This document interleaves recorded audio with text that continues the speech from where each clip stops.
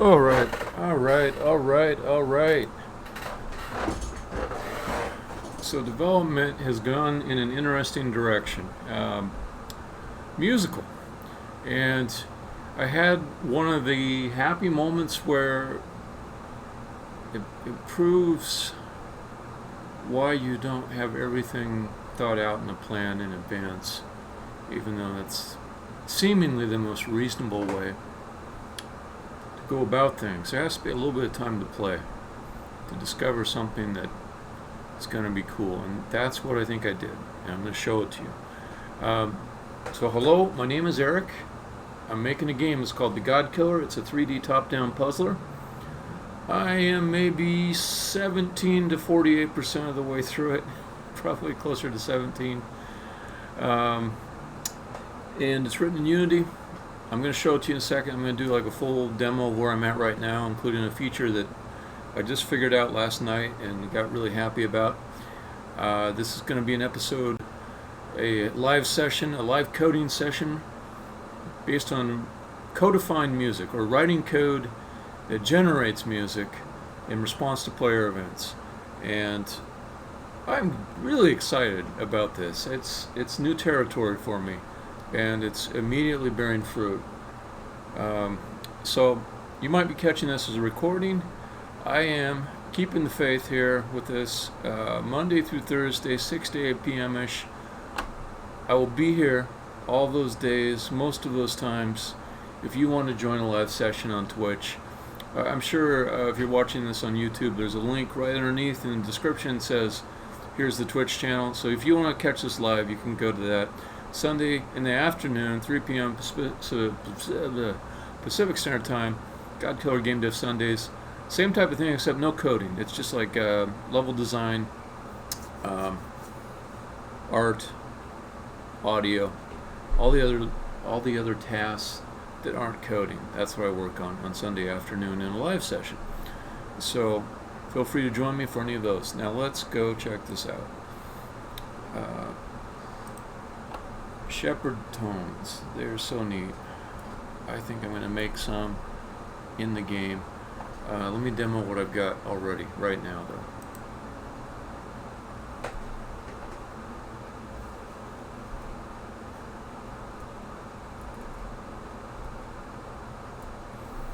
I hit the play. Unity begins building, begins showing my world. That's the ground. In a moment the camera will correct, move above the player. These hands here, this is like the very first thing you'll see when you start the game. This is the first place in the first level, and I'm just now putting it together. I've been making test levels.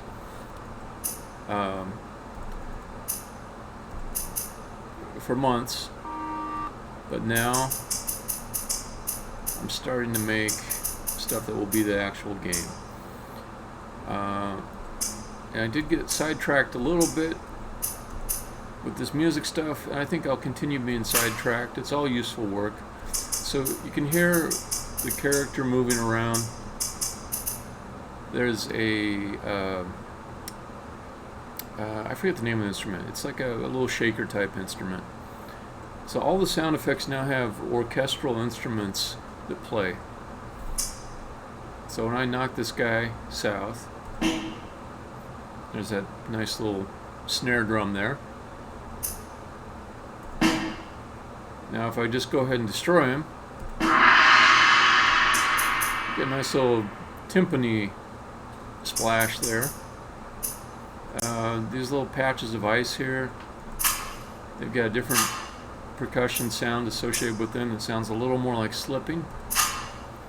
But I'm not trying to make realistic sounds anymore. I just don't care if it sounds completely realistic. It's more of a abstract game, and I've got these instrument-like sounds to it.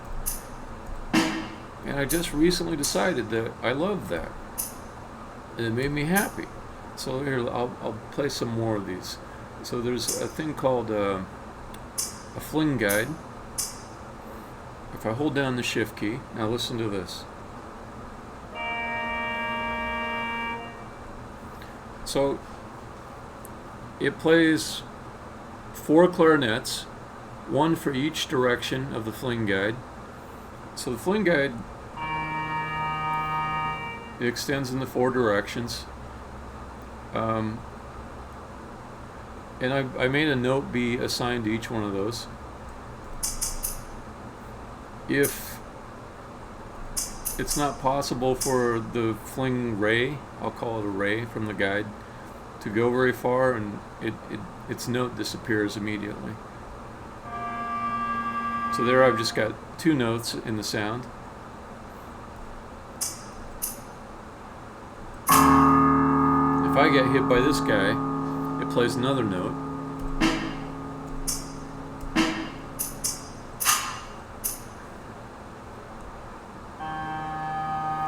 Now if I fling myself, I'll get a different note, which is like a horn.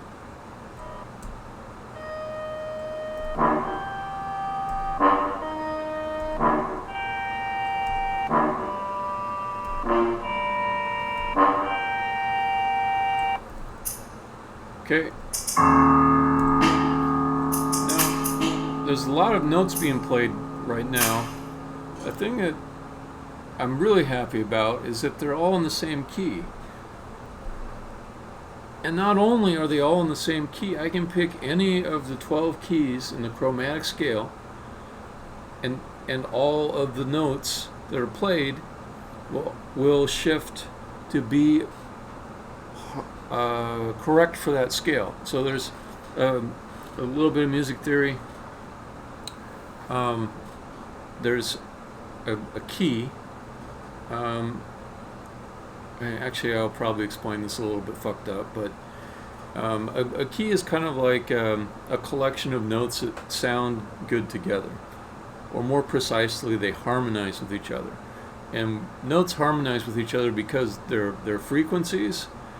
Like if you looked at like the amplitude of a note or a sound, it goes up and down, up and down, up and down, up and down. That's the frequency, right? So if their frequencies don't jar with each other, like if the peaks and valleys of those notes kind of line up a little bit, then you get harmonization, and 2 notes will sound good together when played together. They don't even have to be the same note. So there's notes. Basically there's 12 notes, at least in the chromatic scale, and they go kind of like A through G, except that there's a few extra ones that are in between. So it's like I forget them all, but it's like maybe it's like A sharp, B, C sharp, D sharp, E, F sharp, something like that. So if you ever remember looking at like a piano keyboard, and there's black keys that are in between the white keys, but there's not a black key in between every white key, right? The black keys are the sharps, or the flats you might call them, depending if you're going up or down. So anyways, so each possible key on a piano keyboard, before the note repeats and starts just becoming like a lower or higher version of itself, would give you 12 keys in 1 octave. An octave is just like a complete collection of notes. So if I sing the note C, which I think is like Do, C, I think that's C. Well, then there's another C that's up like another octave. So you go, if you sing the whole Doe a Deer or Female Deer song from The Sound of Music, then you can get all the way back to Do, which I believe is C, or maybe it's A. But basically, there's 12 notes, and for any given key, you can pick any combination of 3 of those notes to make chords and play together. So if I hold down on the shift key, I picked the 3 notes that would work in those in the current key, and I played them.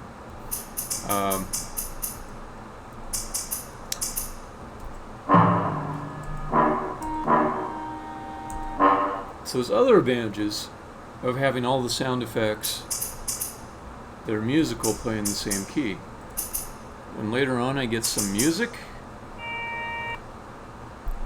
that is, it can be just like a regular track of music, and that track can have different keys in it. Like any music that you listen to on the radio, it's going to have keys, and so you can take some software and analyze a song, and it'll say, well, from offset 0 of the song right at the beginning to 1 minute and 32 seconds in, it's in the key of D minor, and then the next section, maybe it's the verse or the chorus, it might be 30 seconds of being in F key, and then it could go back to C minor, and then etc. So once I know all the keys for the segments of a piece of music that I'm playing, I can have the sound effects harmonize with that music that's playing as it's being played, and all programmatically. I don't have to script it all in. I just have to know in a song, for any section that it's in, what key is it in right at that moment, and that can all be done quite easily. Now what I want to do in this session is more musical stuff. I want to see if I can implement what's called a Shepard tones, and it's kind of an audio illusion of constantly rising or descending notes, and they would be perfect for going upstairs. So if I'm going upstairs, I would like something that kind of goes dun dun dun dun dun. Okay, but I can use the same 3 notes that are in my given key, and I can use more octaves. So it won't sound just like going up the scale like do, re, mi, fa, sol, la, ti. It'll be more like do, fa, so. I mean, something like that. Dun, dun, dun. And then up another octave. Dun, dun, dun. Okay. And you think like, well, you'll run out of high notes or low notes. Eventually it'll get too high, you won't be able to hear the notes anymore. That would be true, but by using Shepard tones, I can kind of start playing like another lower version or lower octave version of the same note as you go up, and then kind of like the spiral on a barber's pole. There'll always be like some notes that are kind of like getting too high and going out of range, while down at the bottom the lower notes keep playing, and it just keeps on sounding like you're going up, even though you should be running out of notes, you'd think, but you're not, because there's more notes that you pull from. It just keeps on sounding like you're going up. So I can have these really tall stairs that you just bound up them, and it just sounds like you're going up the whole time. Or you go down too. You can go down the steps and you have all the notes play. So that is the mission for this session. 5:37. I've spent maybe 10-15 minutes. No, I spent 13 minutes describing what I'm going to do, and I'm going to spend maybe 2 hours, 2+ hours writing this new feature, stair sounds, an audio optical illusion using Shepard tones. Now, if you're watching this and you're thinking, okay, that's cool, but I don't want to just sit here and watch him write code the whole time, you got some different options. You can take that little seeker on the video, you can take it all the way to the end and look for some nice full screen game video like you see here, kind of while you're seeking, and that'll be me demoing my progress at the end of the live session.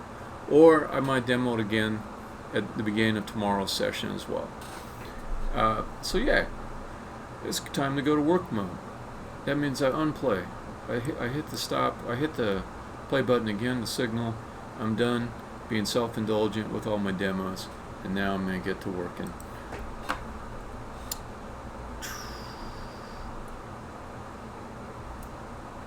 Okay, so the first thing I want to do is pick out some sounds that I like.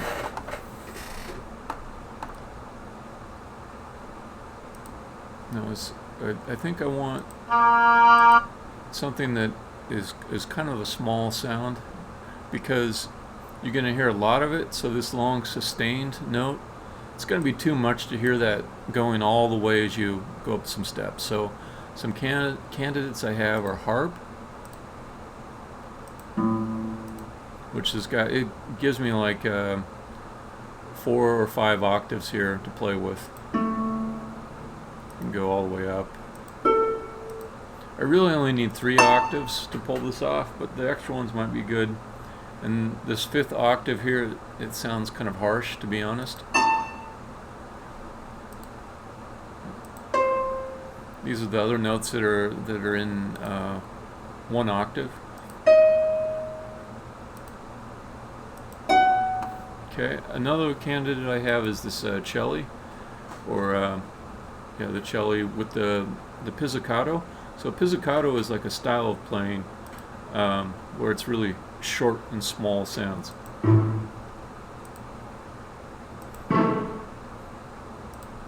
So I could have that. It's a little bit extra than what I want. I mean, it sounds really cool. It might be good if I play it just at low volume. I'm going to play 2 or 3 of these notes at the same time as well. Probably 2. So this one gives me 2, 3, 4. Gives me, looks like 3 octaves. And then you might notice that it's only giving me, well, it's really small here. It's hard for you to see it probably. But basically it's giving me an A note, a C note, and a D sharp and an F sharp in each octave. Now that's not the full range of notes I need to play, but using unity pitch shifting, I interpolate the rest, and it works really well. So celli, that's a candidate. Harp is a candidate. I'm going to keep going through here and see if I find any others that sound really good. And that's too long. I want a short note. Staccato horn. I'm already using that one though, I think, for the fling, or I'm using one that's at least sounds very similar. Oboe I already threw out. I see the SUS, that stands for sustained. I don't want any of those, that'll be long. Percussion might have some stuff. Let me look at glockenspiel. It's a little bit long of a sound. I'd prefer it to be shorter. I can shorten all of these too by editing the sample, but that might be something that makes it sound not quite as good, not as natural. Chimes. No, too long of a sound. Just want something short. I'll try the ones in the higher octaves. Nope, still too long. Timpanis are really low instruments. I know that won't sound right. Triangle. Those are not organized by note, so that won't give me the whole thing. Xylophone, maybe. Let's see. That's not bad. That's not bad. This might be the one right here. I'm pretty sure I'm going to go with this. I'm immediately liking it. I can picture going up steps with that noise. Doot, doot, doot, doot, doot, doot. So it might be kind of like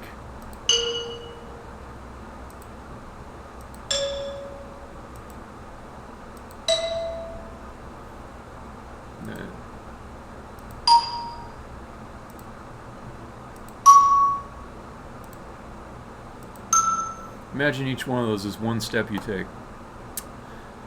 And then the last octave I'd use would be, whoops, not that one.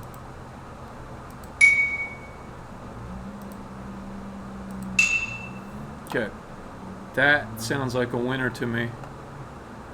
That sounds like a real winner. So I'm going to start bringing those in. I just know I want all of the xylophones. 2, 3, 4, 5. Do I want 4 octaves? I could get away with 3. I'll bring them all over and I'll decide. Okay. So I'm going to bring these into an asset directory inside of Unity. Sound effects. These great sounds come from the Carnegie Mellon University, and they have been so generous with their program for sharing recorded audio. They have like an awesome set of libraries for speech detection too. It's really a very cool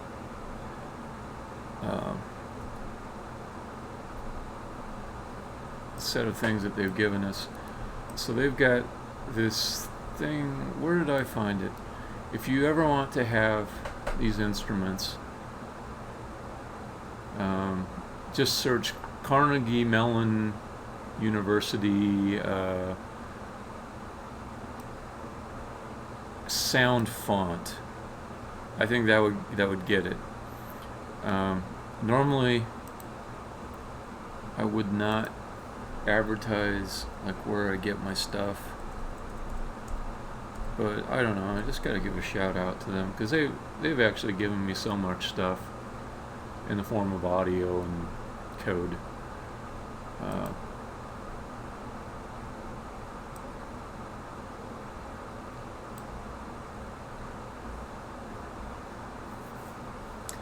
There's like another website I like to use called Freesound.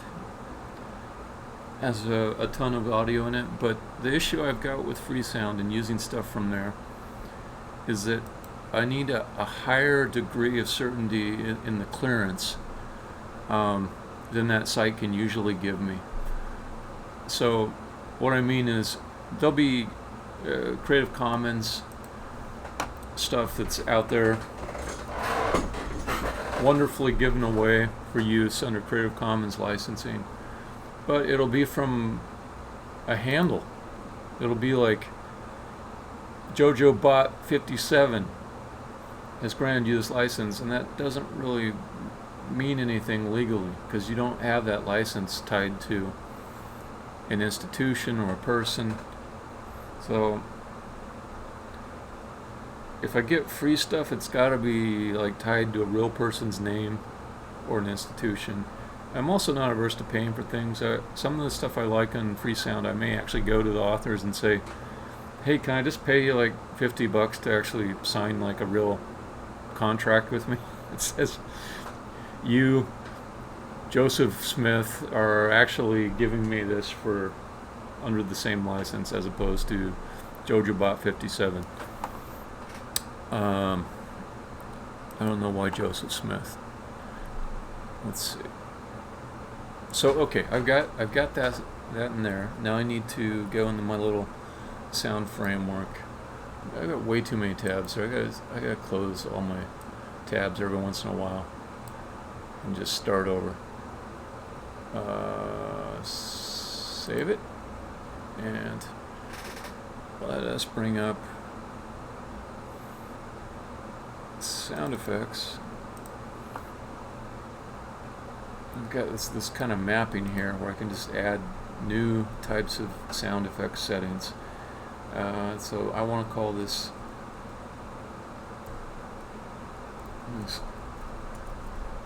do stairs low.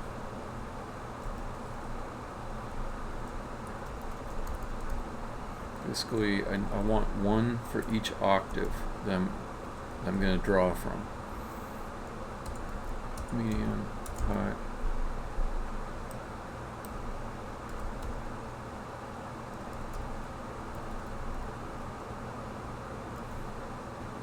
Let's do very low, low, medium, high. Because I had 4 octaves to draw from, so I think I'll use them all.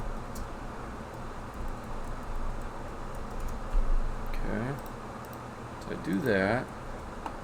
I'm going to fix this other bug I know about before I forget about it. Some code that copies over from a class and it's not doing a proper copy. So let me make sure I've got that. So if I do copy, okay. So if you ever just copy one class to another, that's not good enough. Let's do. Not if you don't just want to copy instances that are shared between the two classes. So I'll create one of these guys.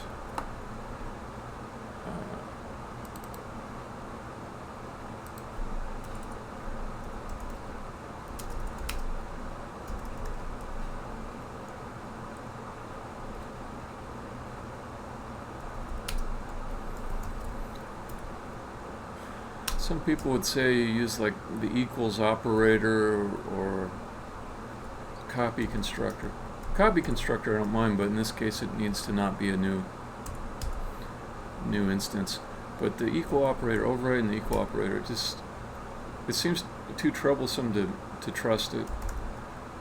It seems to lead to mistakes. So I'd rather just create a big dumb method that performs a copy. So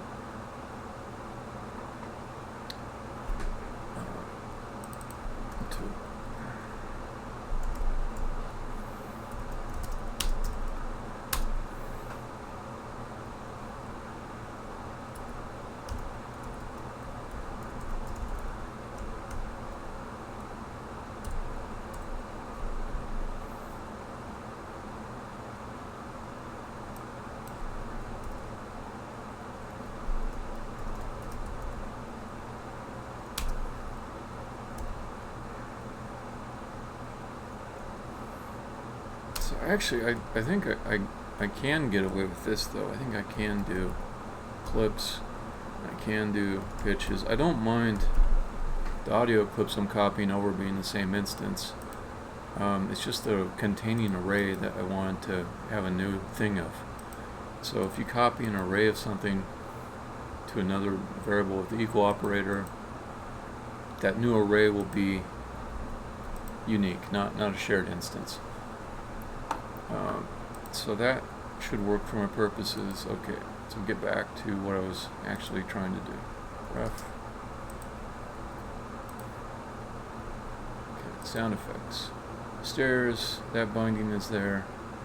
I also have to add this little deal down here, a little bit of boilerplate.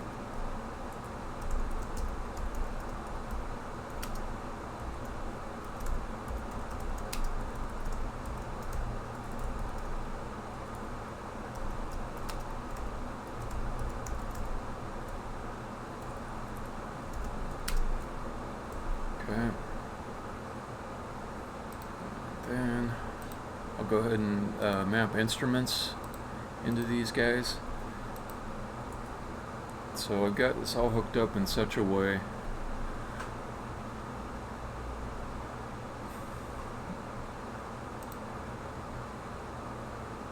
that the code will, I'll wait for it to finish its little Unity compile.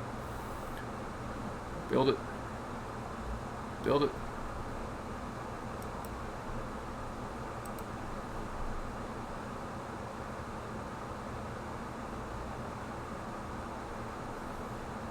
Okay, there it is. So then I do this thing where I update my bindings, and that'll go check the values that I just put in to see what new sections need to go underneath. And then I go down to stairs, and I've got these new sections here. I understand this would be very hard for somebody to read over the stream. I say for any sound effect, is it melodic? Yes. If it is, then I've got a full scale underneath of the 12 notes that I was talking about. And I drag in as many as I have. The rest will be interpolated. So, xylophone, this is the very low one. I have A sharp, so I've dragged in A sharp. Got a little play button off here that I've made so I can listen to it. Okay, and then the next one I have in this octave is C sharp. Oh, but I don't have C sharp in this very low octave. So I've got G2 in the super low octave, which is actually lower than A sharp. That's fine.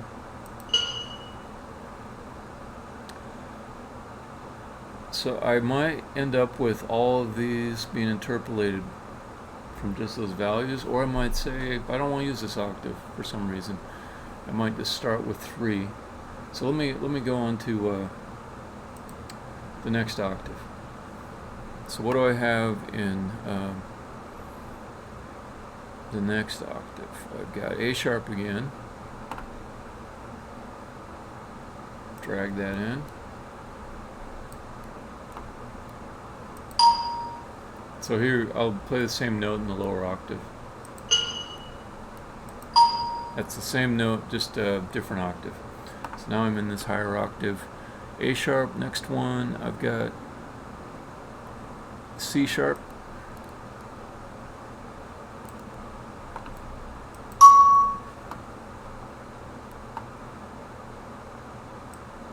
E. So this octave I have many more samples for, so it's going to interpolate nicer. G4. So that's a good octave there. This first one is a little bit iffy because it's only got 2 samples to draw from. So moving on to the next octave. I'm halfway through, more than halfway through. Okay, so then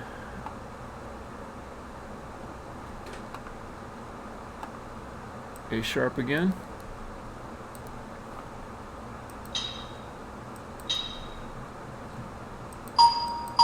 Previous octave, A sharp, and then current octave.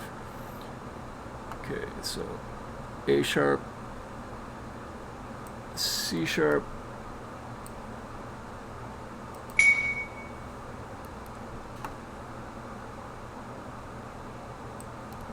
E. Whoa, went down. Is that right? No, I got the wrong octave. Okay.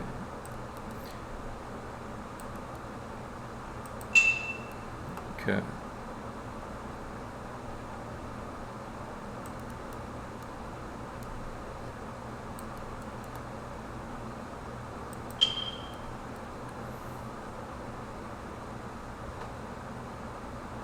Okay, so that's 2, 3, 4. Oh, I've kind of mixed and matched here a little bit. Okay, it's like if you were doing your shoelaces and you missed a notch. So let me redo the low octave. So I've got A sharp 3. That's the number I have to keep remembering. A sharp 3, C sharp 3, not 4, which is what I had. E3, G3. Okay. So let me play that.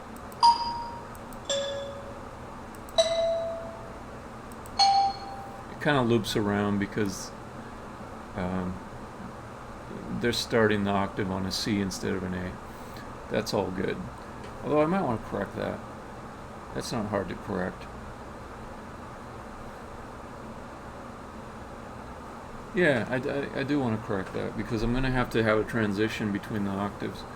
So I know how to do that. So I'll drag the A sharp 2 to the bottom of there.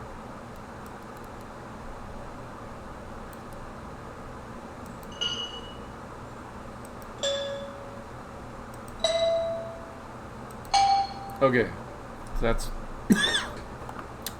one good octave. So then I'll go G3, and I'll start the next octave. And I'll do it with A3. Okay, A sharp 3. So I want to just have one continuous.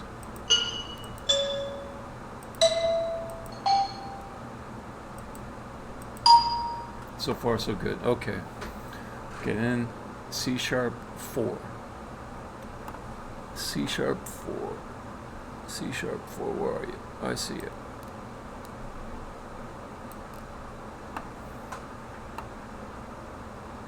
And then E4.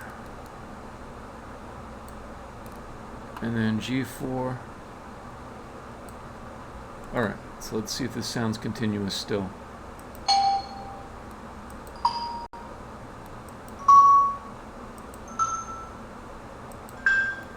Alright, 2 in the dump pile. I've already written off the very lowest octave here. I just want 3 good octaves. And that will easily fit into a Shepard tone algorithm.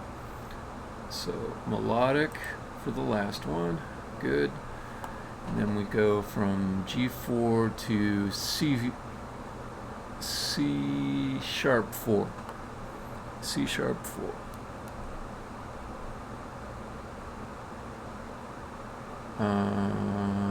No, not C sharp 4. A sharp 4.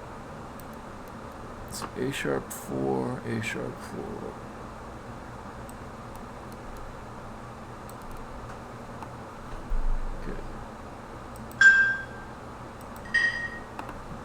A sharp 4. The next one should be C sharp 5.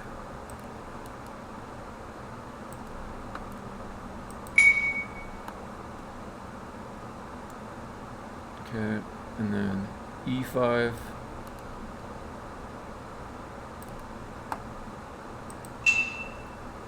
E5, and last one.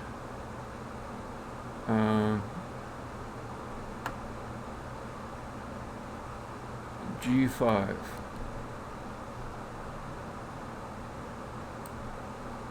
Alright, so that.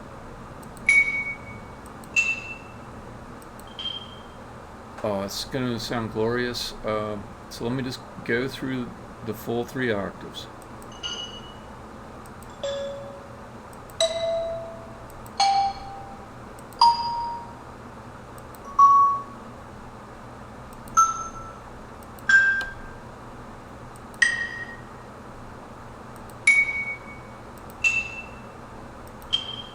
So these are excellent building blocks. These, I think, will serve me well. So I do this thing where I say update the bindings, and that copies over to this. I don't need to do that right now. Okay, so I'm going to take out stairs very low. Don't need it.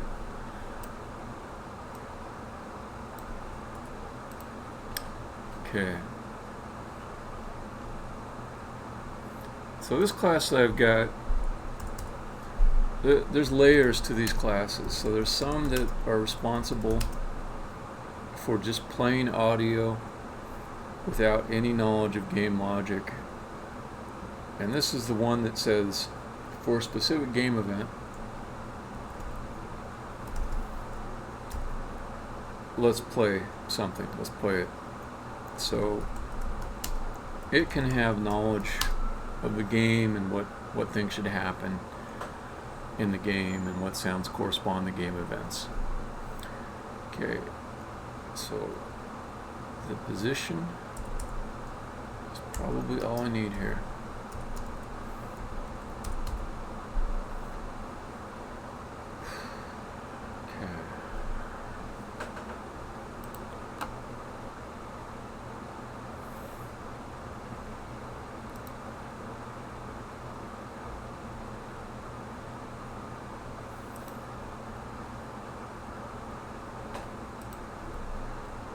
So I've got a method which will play a variant, and I want to change it a little bit so that if the sound effect is of a melodic type, it will use that variant number that gets passed to it to pick a specific note in the current key that it's at.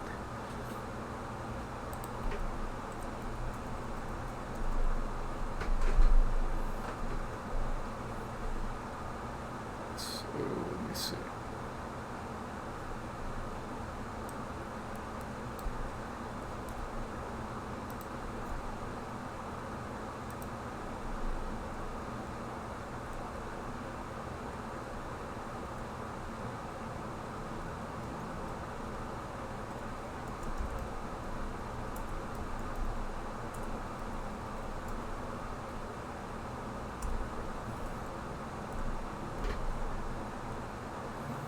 Occurs to me I could encapsulate some of this stuff inside of this music key util.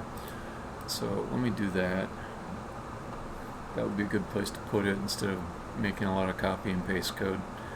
But for the moment, just so I can see both things in one place, I'll write the function here and call it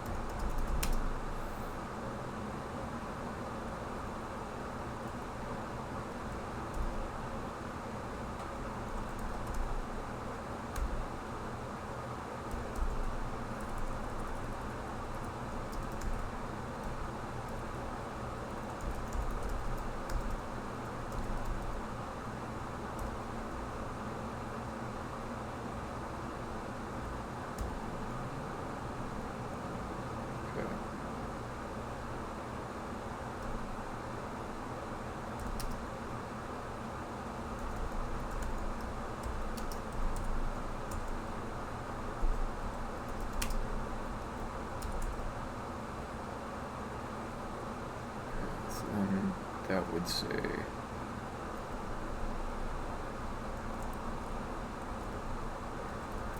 that I want to allow for a chord to have more than 3 notes in it, even though for the moment it's always true that it's just 3 notes. So I'll say return chord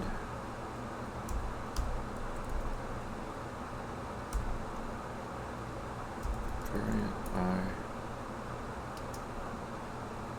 percent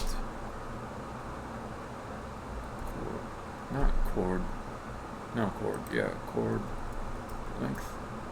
Okay, so if there's 3, then it will give me between 0 and 3. This also makes it safer so that if one of the sound effects has a larger number of variants to it, and it passes like 4 or 5 or something, this will still return something reasonable. So in this, I also need to convert to int.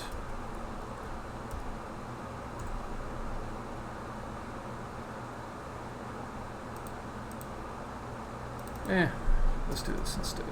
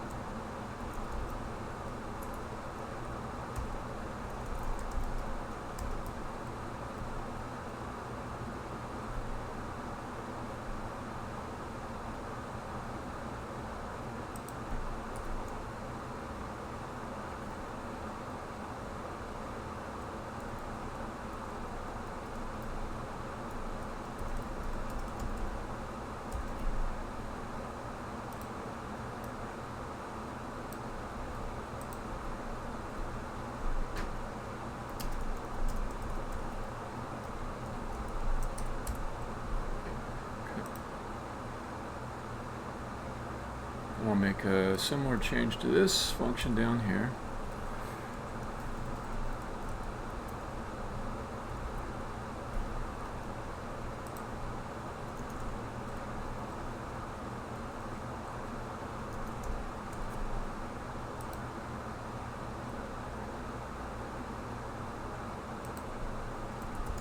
So I've got two ways of playing sounds.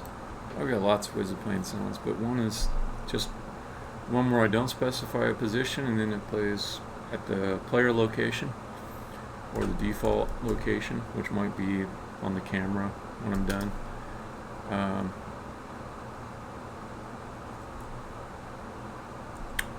Or I can specify a location. And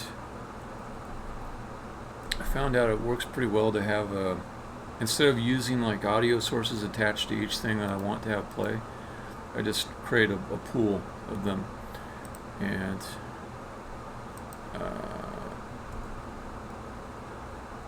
yeah, so that should do it. That it's more performant, and it lets me do some tricks with pitch shifting that I couldn't do as well with a single audio source.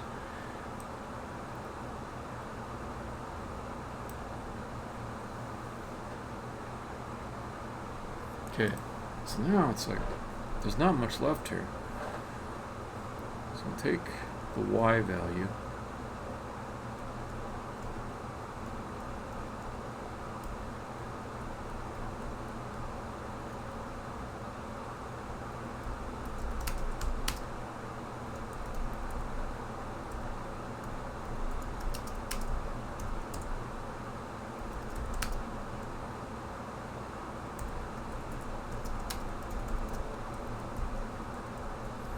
How does this work?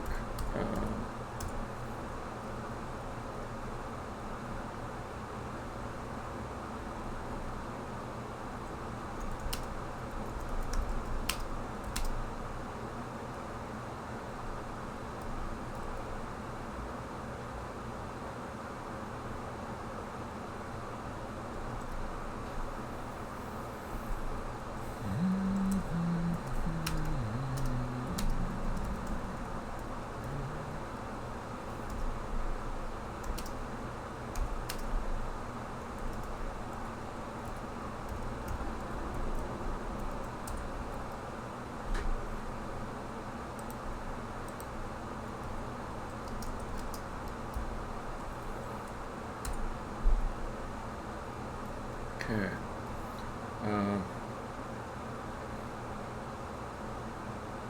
So I want to always be playing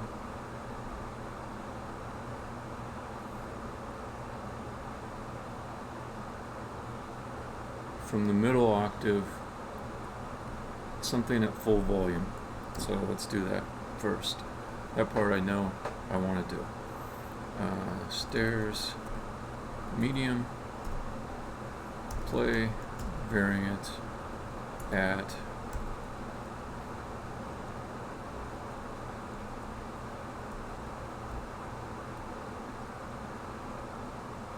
position, variant,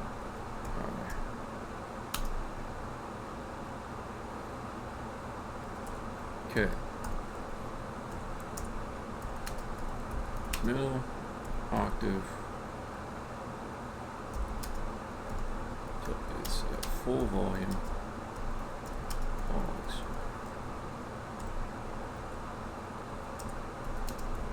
Shepard.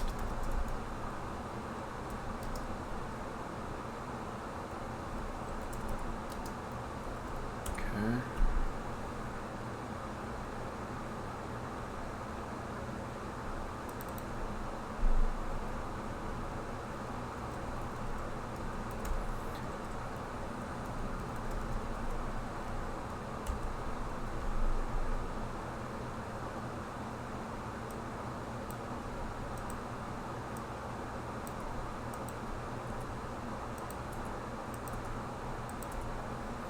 Okay, then I need to have some logic to play a note in one of the other octaves. I think both. Okay. So I'm just trying to visualize this a little bit.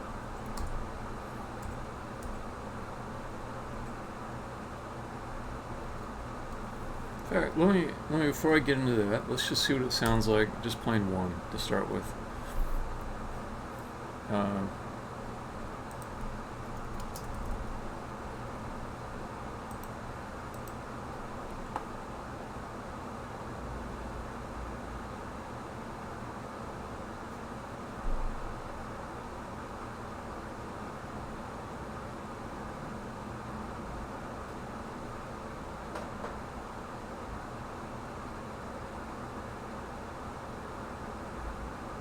Oh, I gotta add the other thing that triggers it. So let's see. Piece what?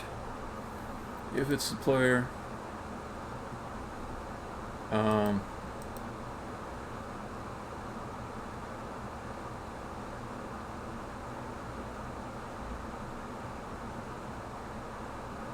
okay, so I have the from location and I have the to location. If the height changed by 1, I'm calling that a step walk.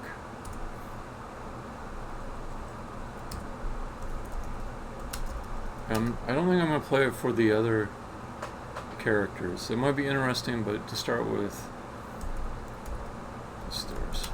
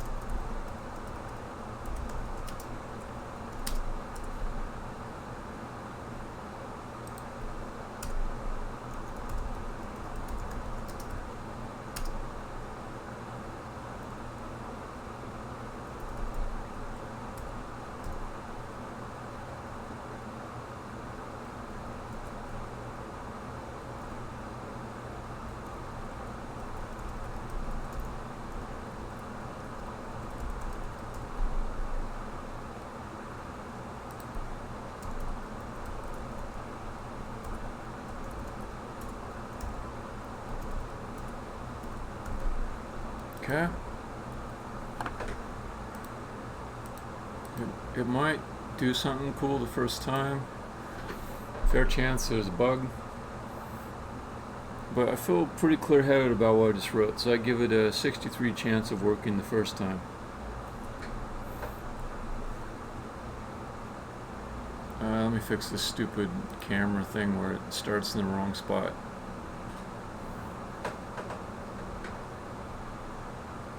Player cam.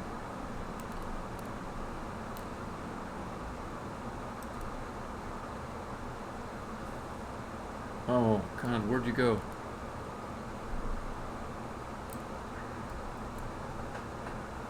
Come on, player cam. I didn't do anything yet. Just...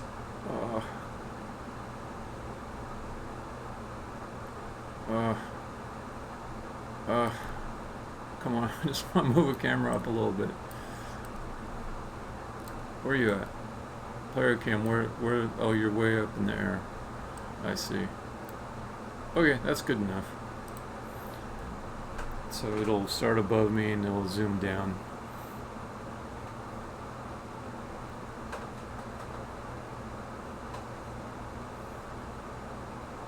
Which is not what I really care about. It was just bugging me that every time I started the level I had to come up through the floor.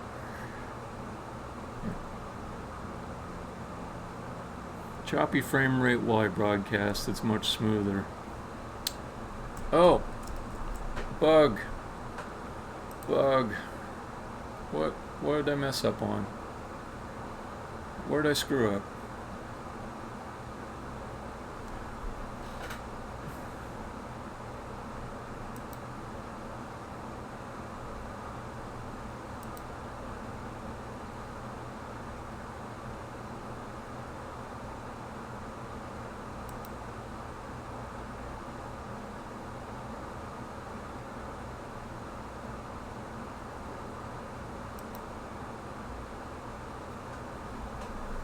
Wait, you're saying walk? Walk? Walk does not have...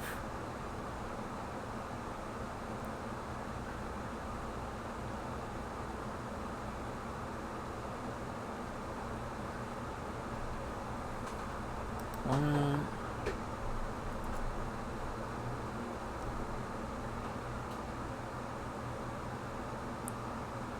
On 39, huh? 39. Oh, okay, okay. This variant I needs to be specific to the type of thing it is. So if it's non-melodic,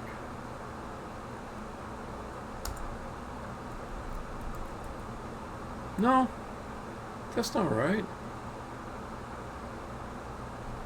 That should be fine. What's wrong?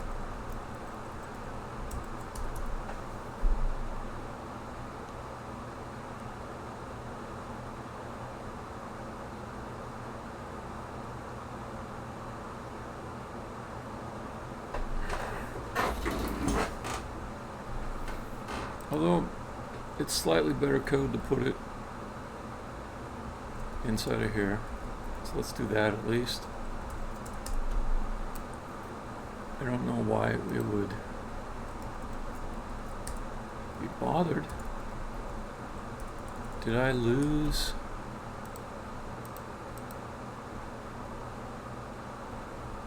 My mapping?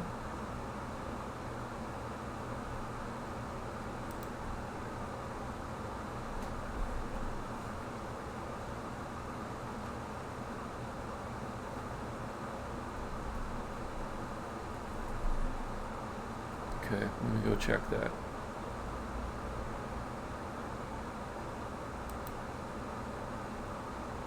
Might have been a initialization failure.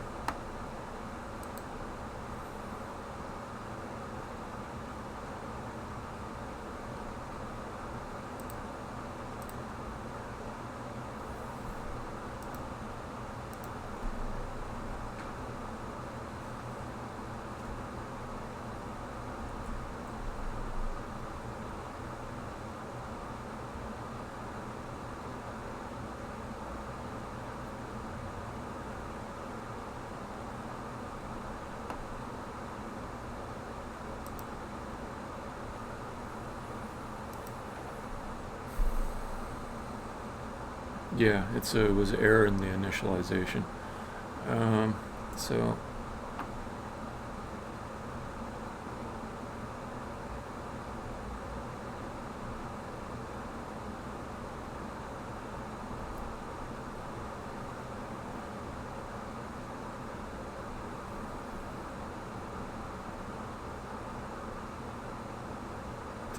That's fine.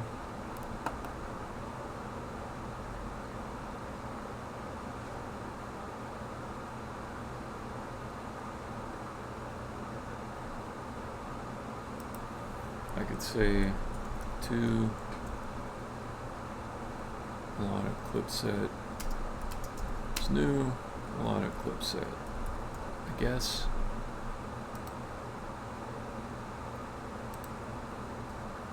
Anyways, I'll set a breakpoint just to make sure it's working as expected. And let's run it.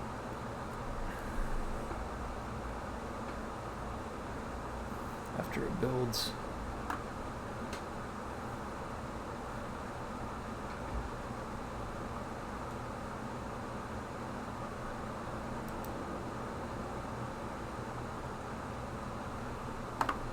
I'll do this one too. Okay.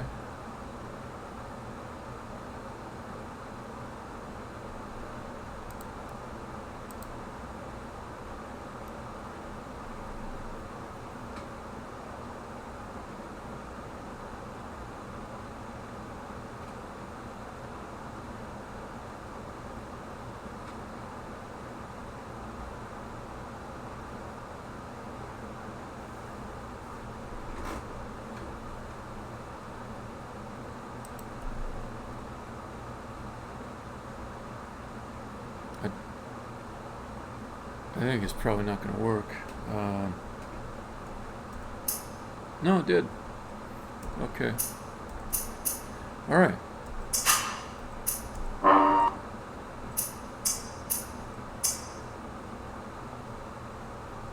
Let me get to the steps.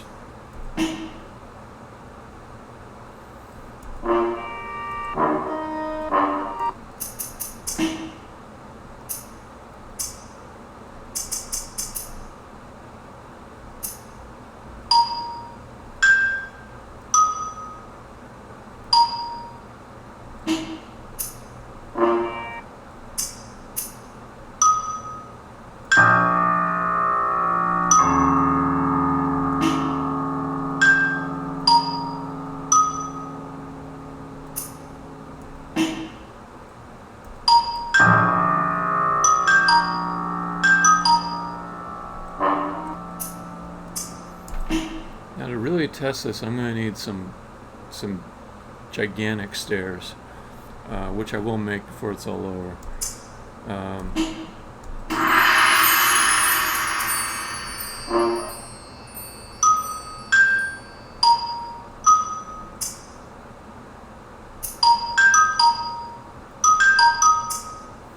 So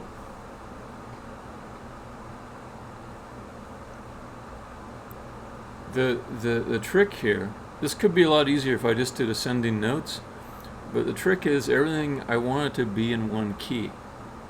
I want to always be in one key. So that means that in the current key, whichever one I pick, I only got 3 notes in 1 octave.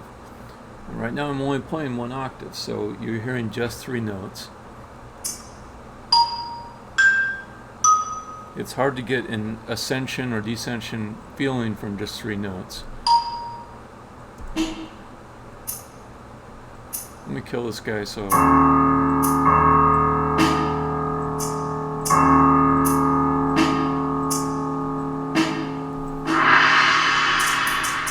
Just want a little piece so I can go up and down the stairs.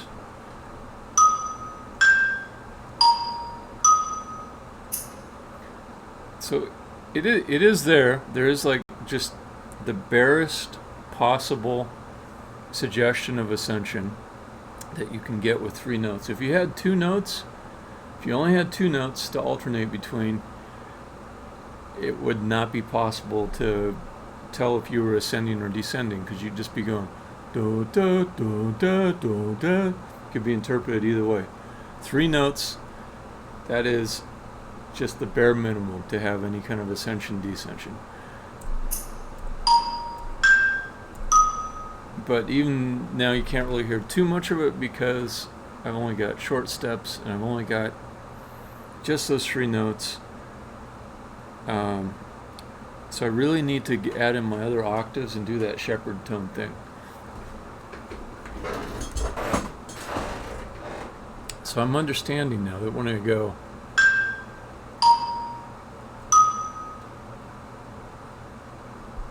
I want the next, let's see. Okay. Boom.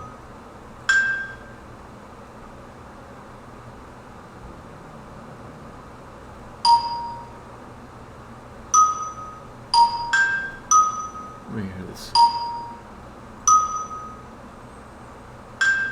That's the high one right there. It's starting on with the low. Okay. So when I get to the top of this middle octave, I want the lowest note of the next highest octave to play on the next step. And I also want, this is going to be polyphonic, I want that, I still want this middle note to play here, but I want the one from the next octave to go in there too.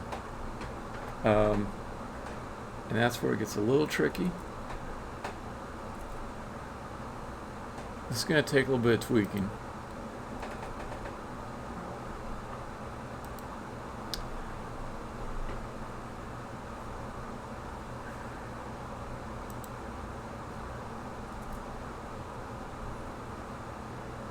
Okay.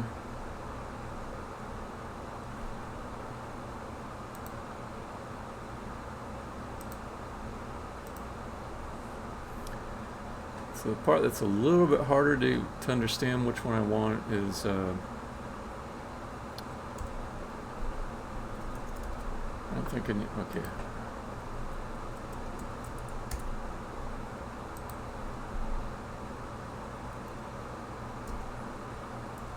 Is the volume, because there's got to be some kind of a fade out.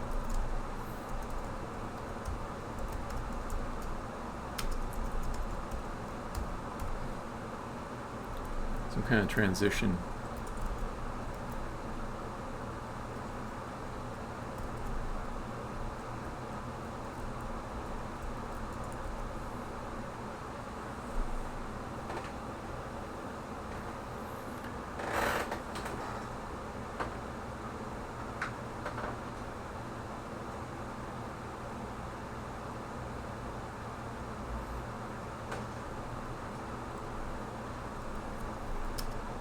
Low volume,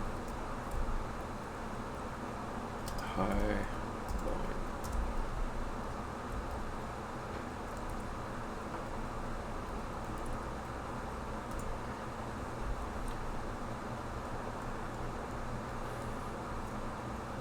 So I think it's something like high volume equals H% 3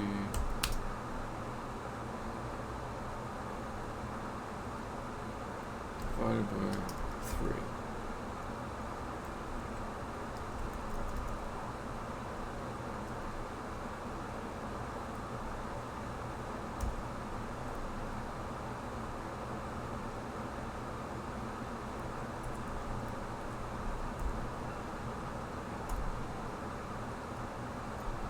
And this other one's got to be offset differently. Low volume. So I'm thinking about when I want this high one to play full volume. I want it to be on 0, I think. And then it eases off. I think high octave plays full volume in step 0 and trails off. This one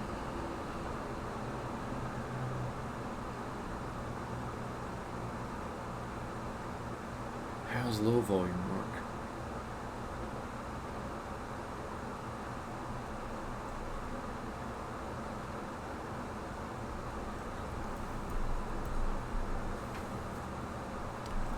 tempted just to try something and see how it works. I don't think it'll be right.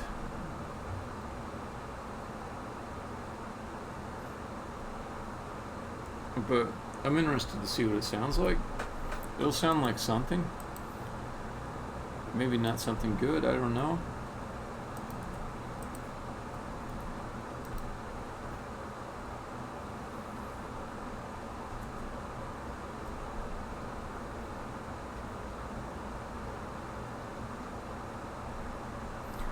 And let's get a better playground for this. It's kind of dumb I'm messing up my starting level with all this experimental stuff. But I just don't feel like switching to another level yet, so I'll create some temporary stuff and end up deleting it. Okay, now these guys are getting on my nerves. Let me get rid of the two brawlers, because I don't have time to mess with them.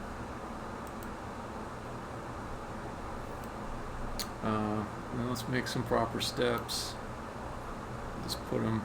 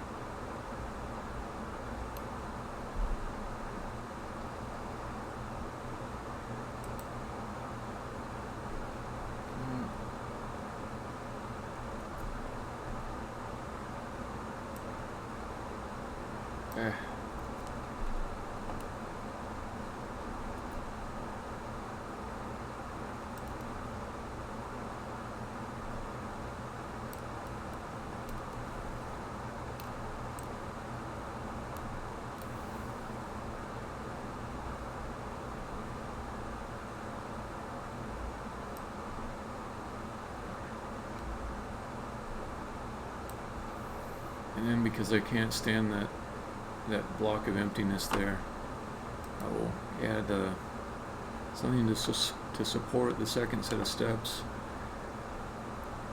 And I'm feeling a little bit silly because it's not important, but I don't know, it just looks garbagey if I don't add it.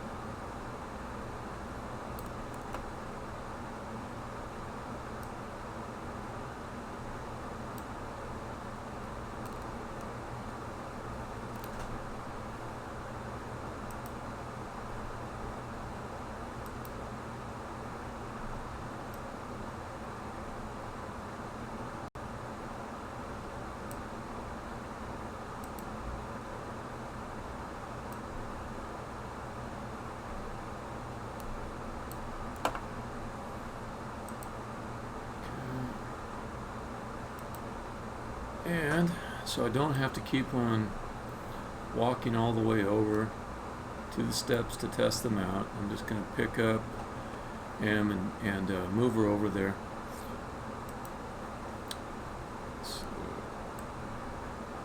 Because I might have a few play stop sessions in me here.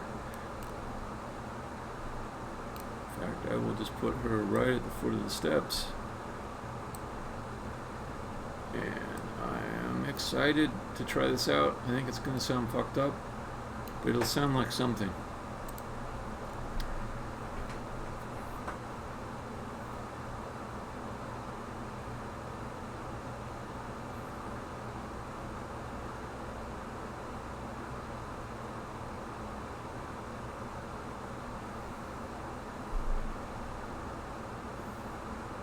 Waiting to play, waiting to play, waiting to play. Oh, my camera's back at the start, so it's going to pan all the way over. That's fine. Alright. So now I should get kind of a polyphonic sound going up the steps.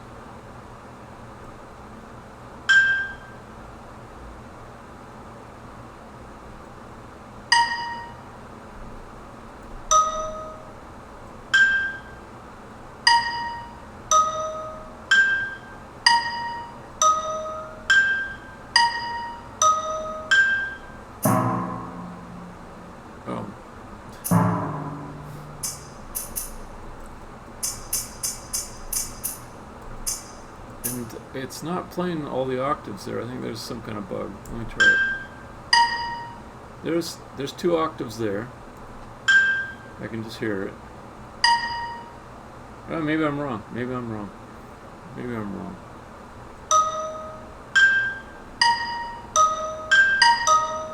And then it drops me when I get almost to the top because I didn't extend the range of my depth scanner. So it thinks there's nothing here. It's drop me in the middle of nowhere. Okay. There's a few things to look into there. Let's see what the console log looks like.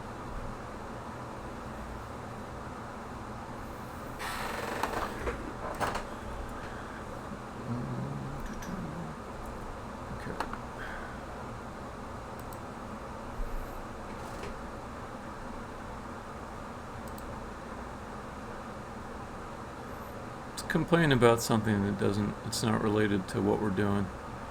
I'll come back to that later.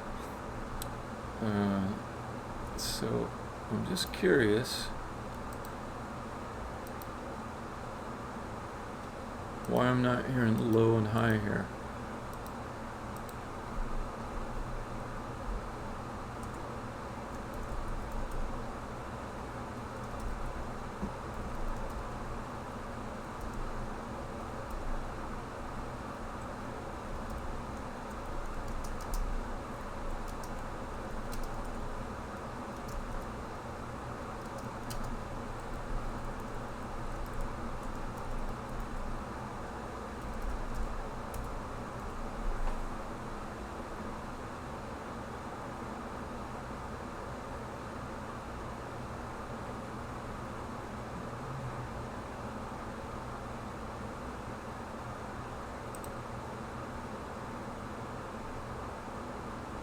Yeah, I would have expected to hear something else there.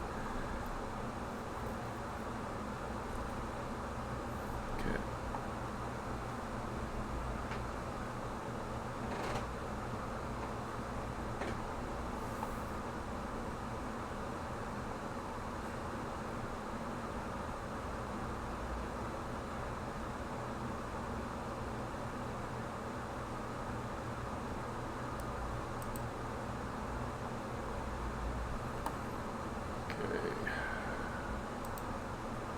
You can see my stairs kind of peeking out of this box, and that box says these are the things I'm going to scan, and that point where I dropped off is where it stopped scanning. So all I gotta do is just enlarge that area a little bit more, and that'll fix that problem.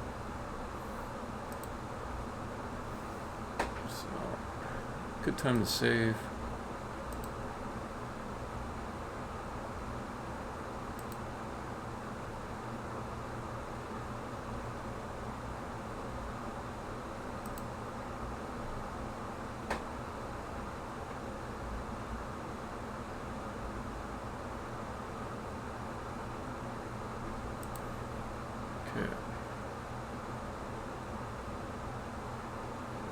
Oh, okay. Let me fix this stupid little bug. It's gonna be easy.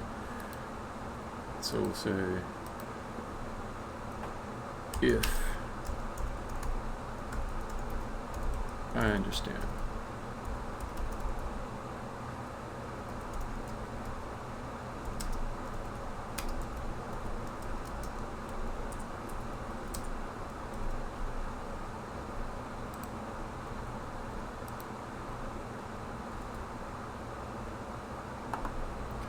That should fix that error.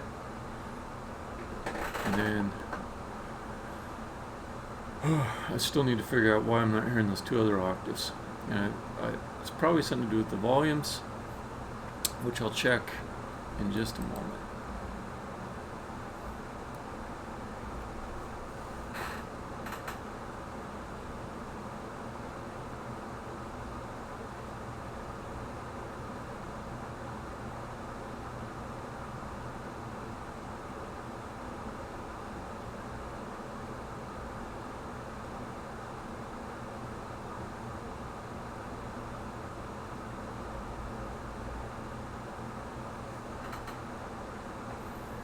I should stop doing maximize on play if I'm going to be looking at the console while I'm doing it. So anyways, do that, and let's just walk up the steps again. Wait.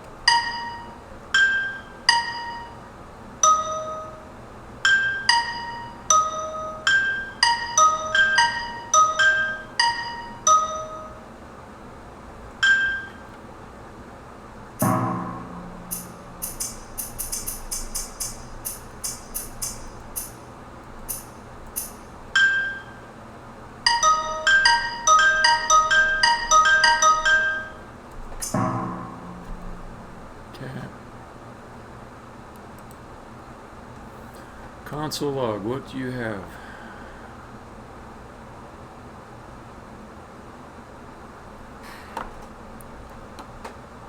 Okay.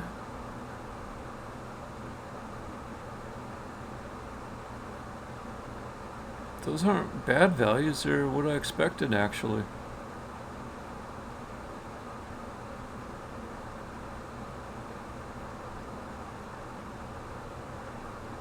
Well, one thing is I shouldn't use the 0 value,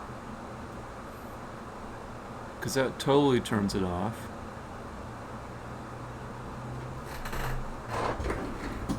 But with those values I'm seeing, so I'm trying to accomplish with a Shepard tone this thing where it sounds like it's always going up.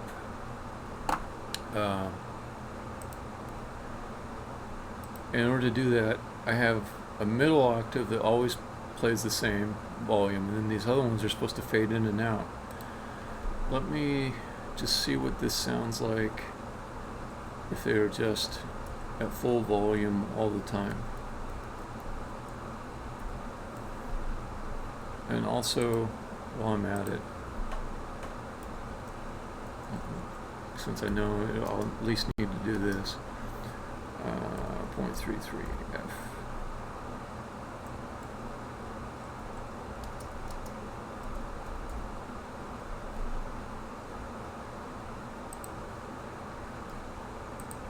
Okay,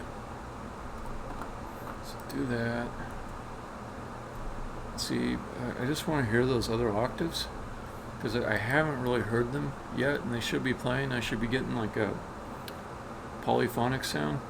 It might be because they're the same note in different octaves, that it's not as much of like a chord sound. But I still think it should have sounded like two separate notes playing, and I only heard one.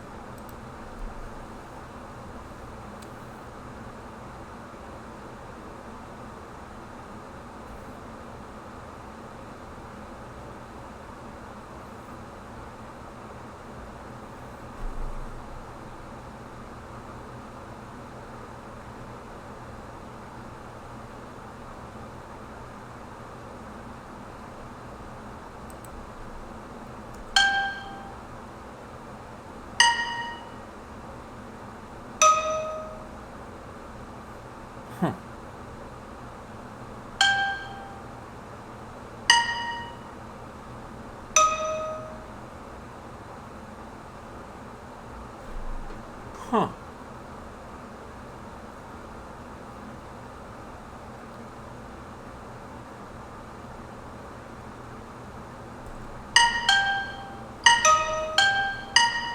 I guess there are multiples there. You know what I can do though to make it really pronounced? I can move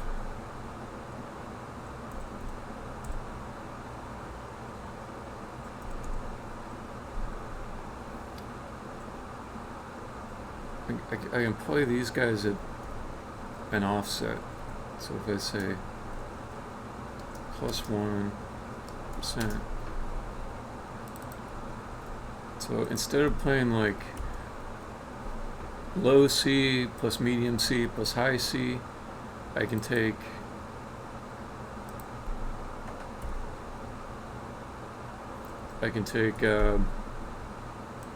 C plus E plus G, you know, like all the notes that are in the key, so it's still harmonizing. Okay, so this should tell me something's up. It should verify whether or not all three are playing at the same time or not. I think they all are. I think I just didn't hear them because they're all the same note.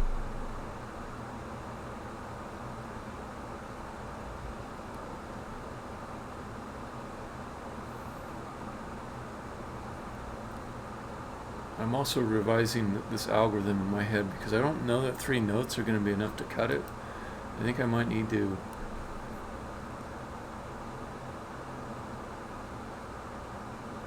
have 2 notes playing at the same time, but each one has a consecutive sequence of 6 notes spanning 2 octaves. Yeah, I think that's probably what I have to do, but let me just verify that all 3 octaves are playing.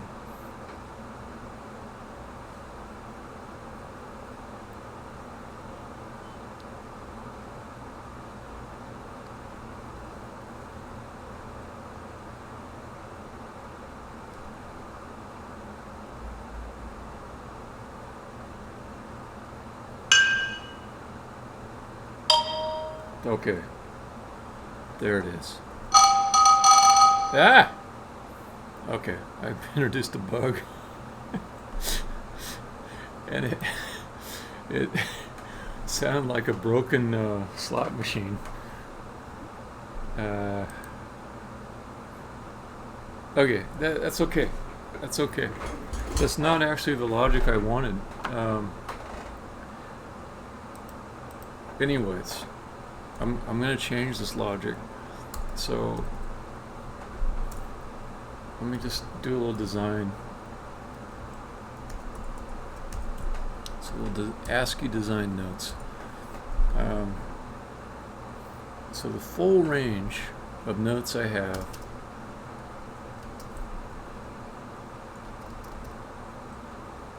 they're going to be like,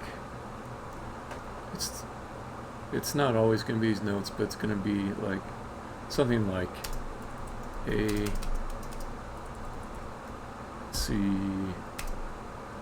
E. And I've got low, A, C, E, got medium, A, C, E. I've got high. Those are my octaves. So my thought is that at any given point in time,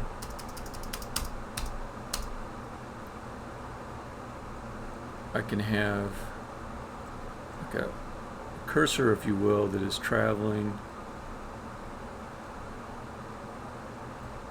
I've got 2 cursors that are traveling over these.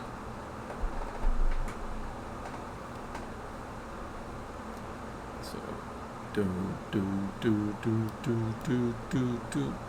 Okay, so that would.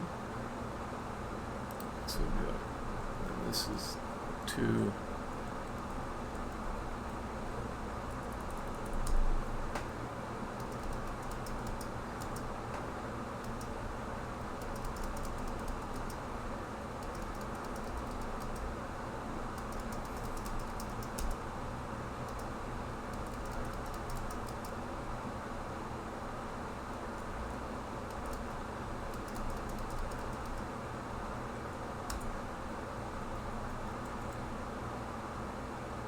So then what's the next one?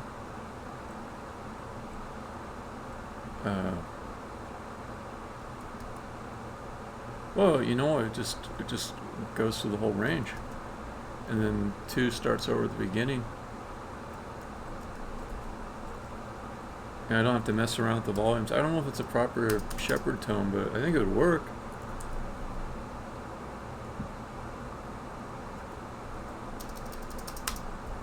Yeah. So we'll go do, do, do, do, do, do. Then right here would start sounding like this would sound really pronounced and low, like maybe in an annoying way. Potentially I might want to have like some volume manipulation so that it's quieter at this end. I'm not sure yet. I'm not sure. But I could start out just doing that without the volume. It would sound like something. That's what I'll do. Okay.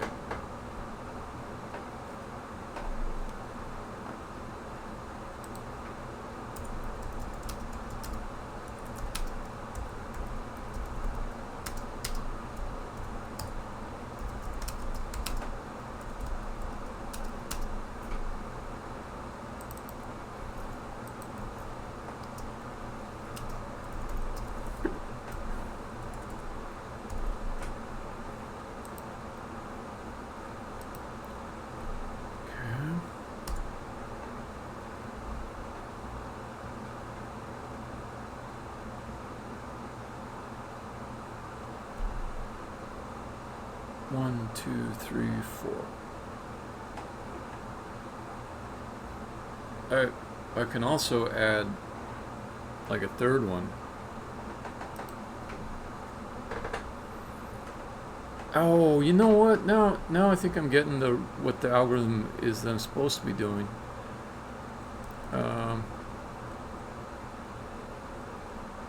The idea would be that when the cursor's in this medium zone, it's at full volume. Anyways.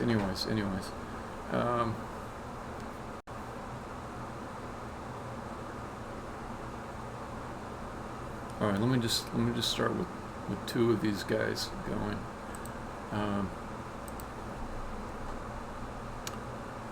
So let's say note 1I is H percent notes 2I.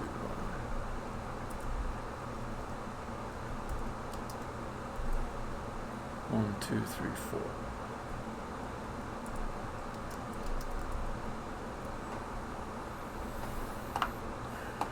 Okay.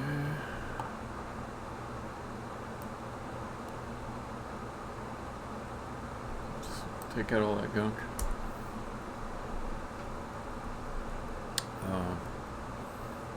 Okay, for each note.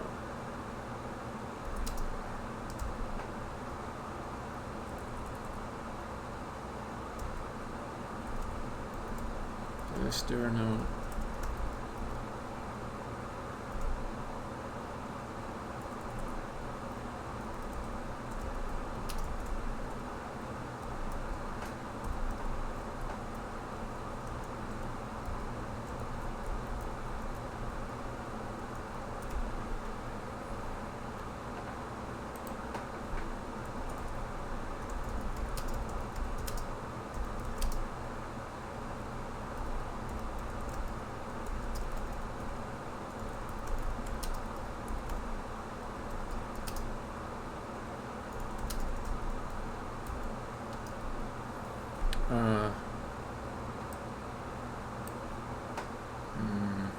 It's not quite right. If I call it node I, I'm going to get confused with other stuff.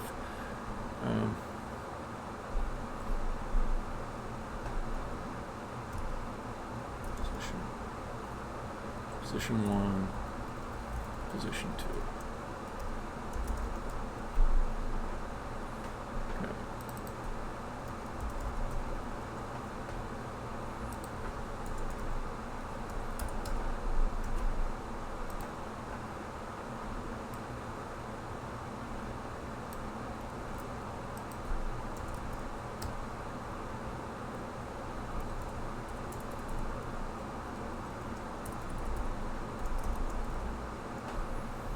Jesus Christ. Man. Just hate it when all I'm doing is just typing something. I haven't saved a file or anything and suddenly gotta wait for the spinner to get done. Okay, so figure out which of the 3 octaves. I'm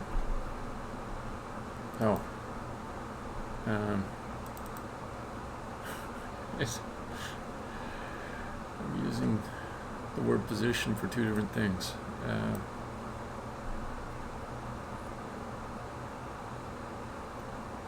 Sequence.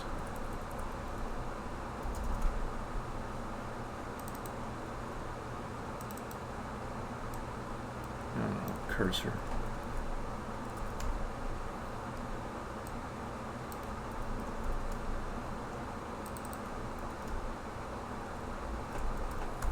Okay.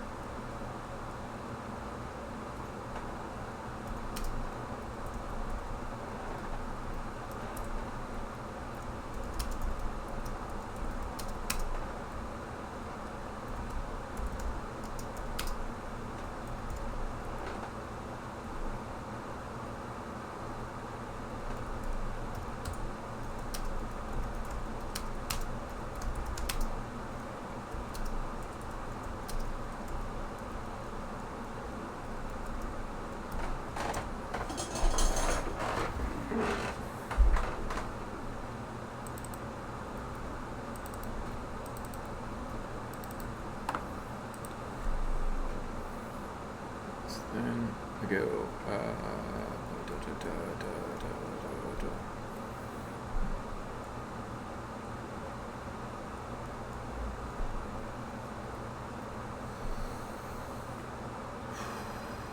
switch octave.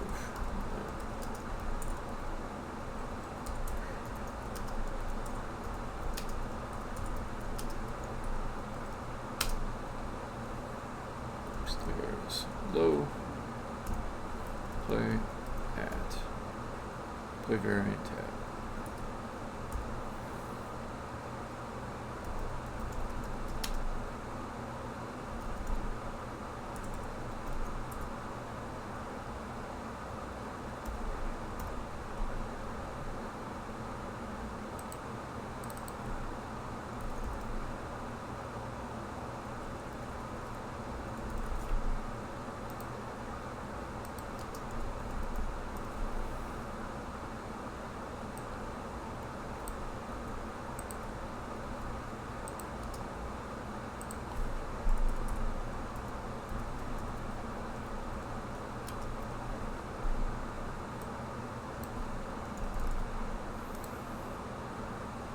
Okay. Well, let's see what that sounds like.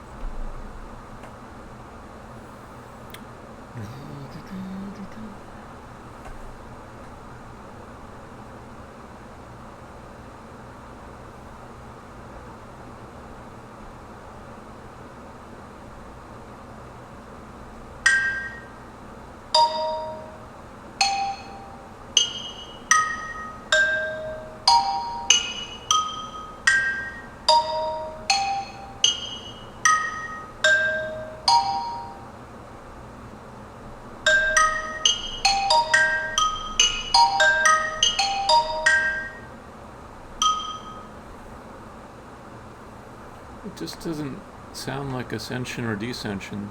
It sounds nice.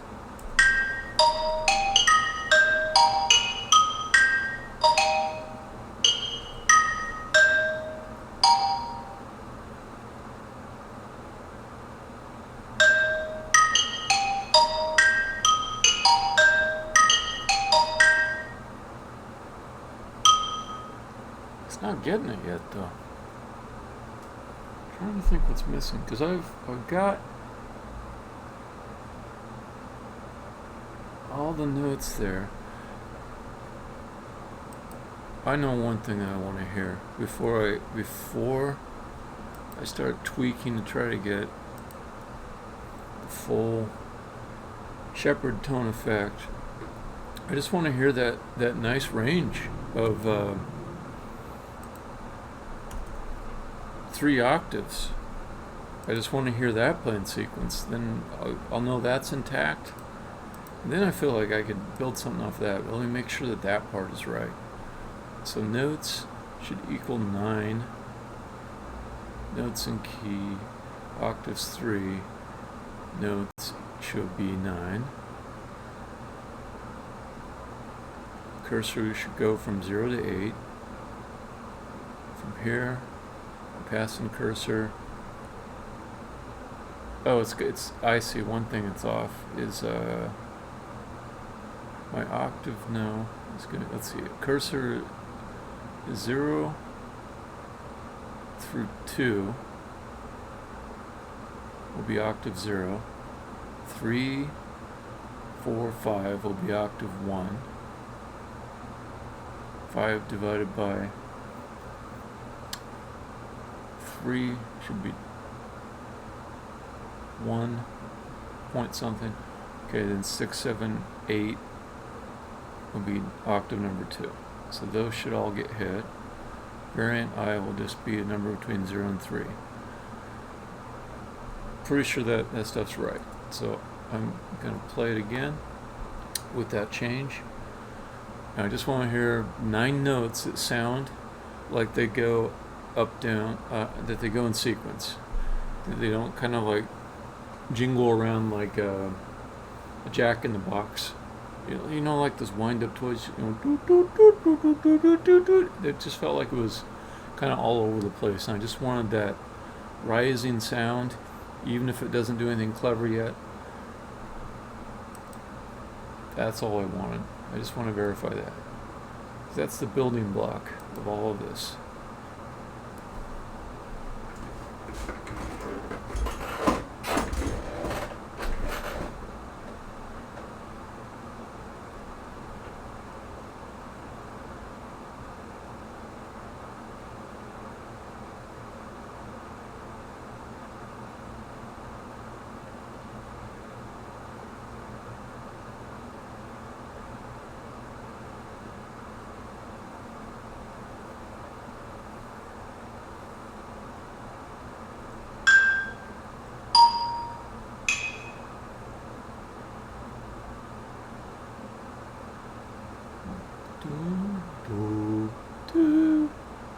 That was not properly sequenced. Okay, now I'm seeing one issue.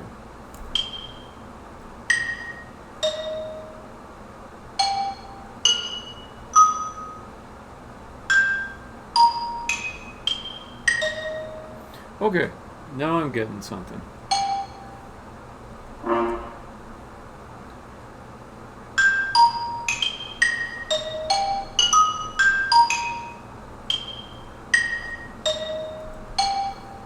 So in my chord definition, I don't think I have them ordered so that they're going to go low to high.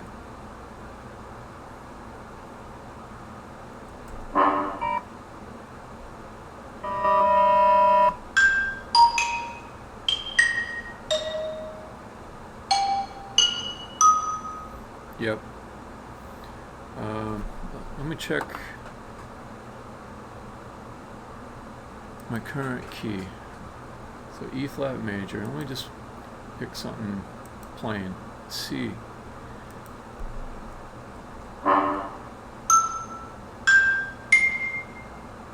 dun, dun, dun, dun, dun, bum, bum, bum.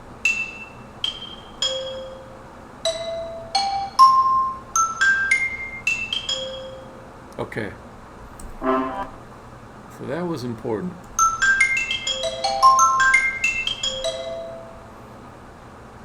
The sequence of the notes in my chord definition is important.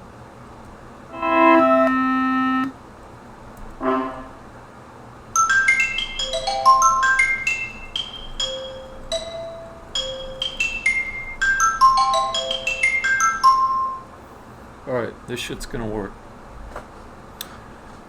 It's time to add back in that second stair note and just see what that sounds like.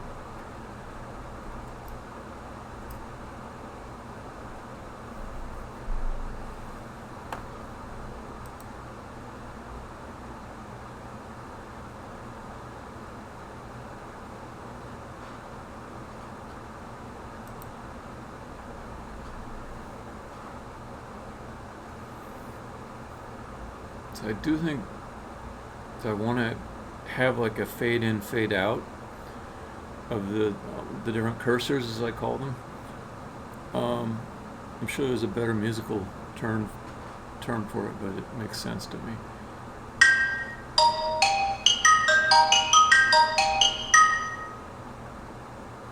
Oh, that's my E flat major, which I know is not good for this.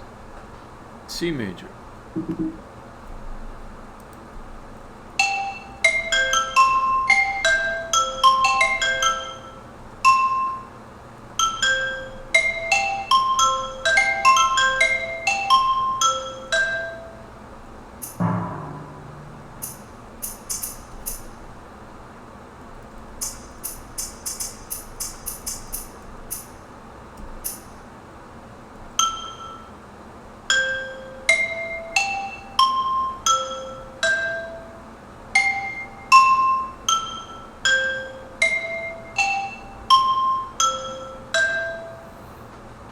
Okay. So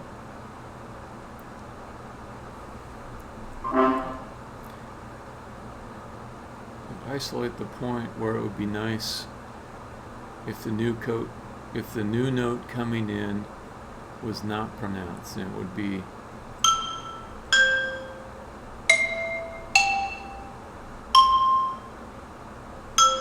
right there. So there, if the new low note was quiet,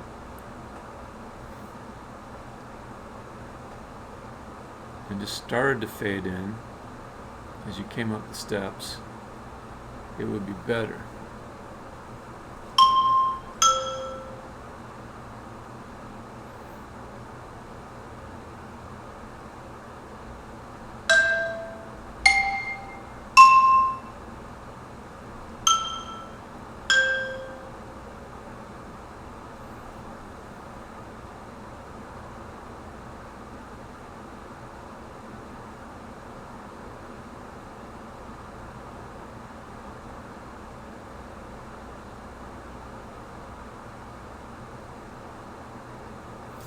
But it's also probably true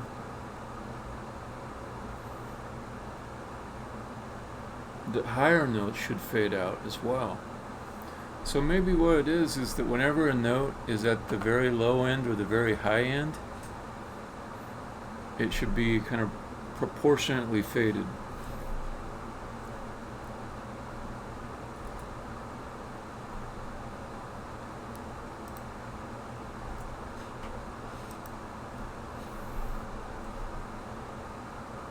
So let's see. Maybe I can say this universally.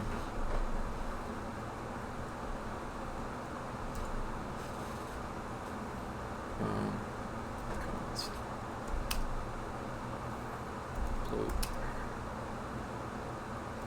Low. Okay. Ball in equals. Let's give it a little something. I don't want it to go to 0. It seems like a waste.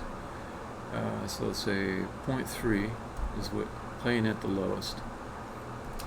Vol max equals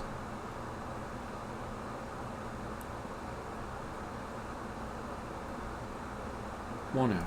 I mean, just the 100% volume. Okay. Then we'll say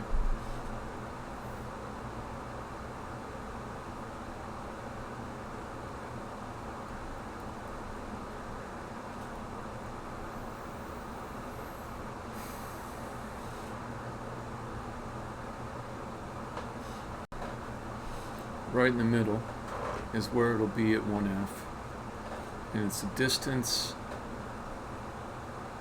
Oh yeah, just hold that thought. I gotta go pee. Pee break. They're really short. I'll be back in just 2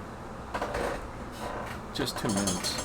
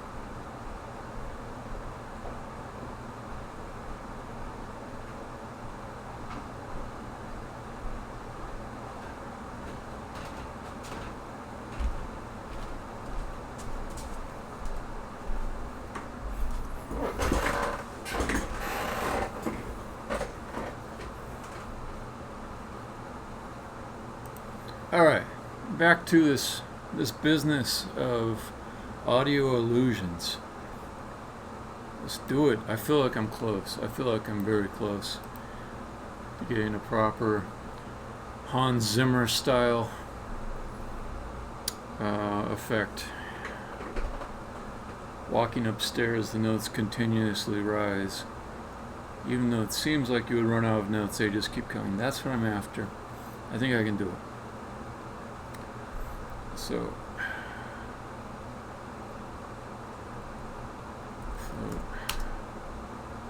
middle distance ratio equals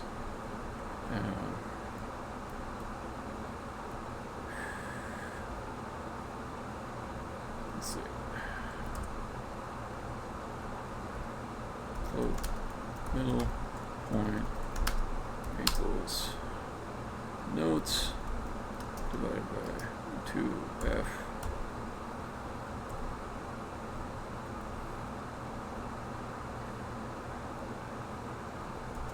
math I ABS middle point minus cursor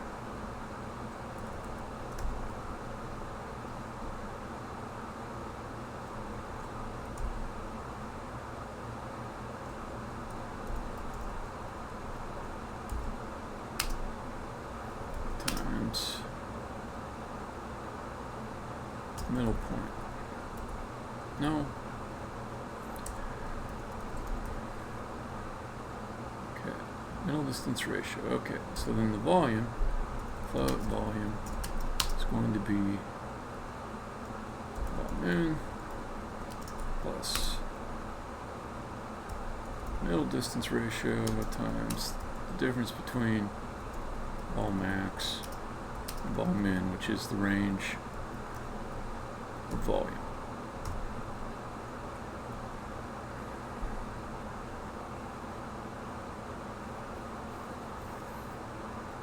Since it's such a pain to recompile and replay, I'm just taking a little extra time to look at my code before I go off and try it.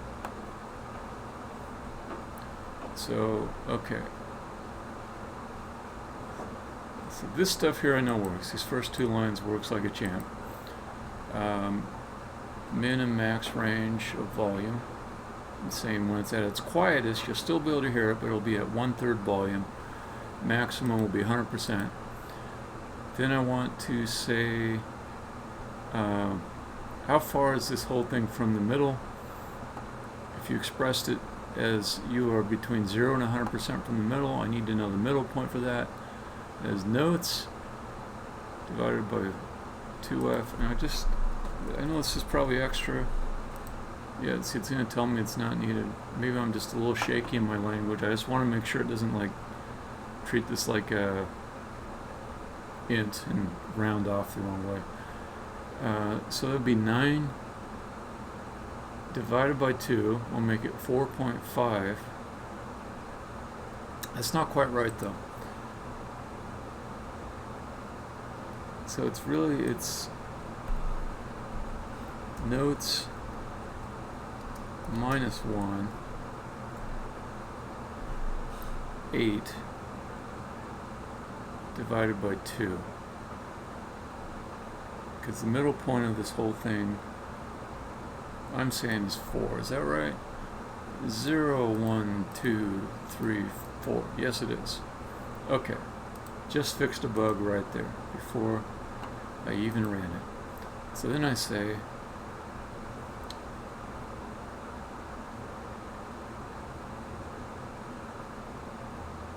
subtract the actual point from the middle point and ABS it to get like the distance between these two things. So let me just check this.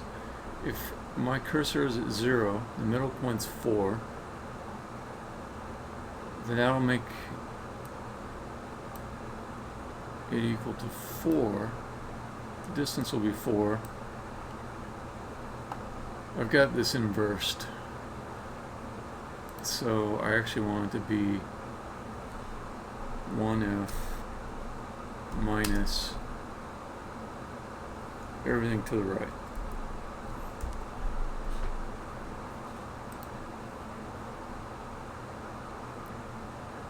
So if the distance is as far away as you can be, I want to be on the low end of this ratio at 0%. Whereas if you're right in the middle, I want it to be at 100%. So let me test that. So if the position was 4, that would be cursor minus 4 is 0 times the middle point. It's all 0. That would make it 100% in the middle. Let me test the right side at 8, which is again 4.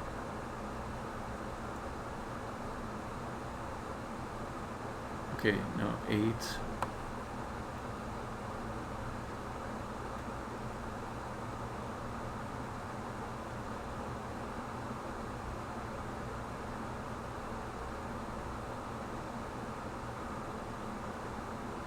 Oh. No, I got that wrong. Yeah, I'm glad I'm actually looking at this. I shouldn't be multiplying by this. Should I? I need to divide. It's a ratio. Okay. Try this again. So if I'm at 8, then this becomes 4.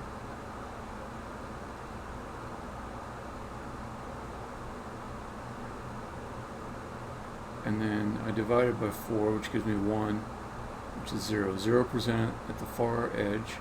If I'm at 4, then this becomes 0. 0 divided by 4 is 0. I'm at 100% in the middle, and at the left range,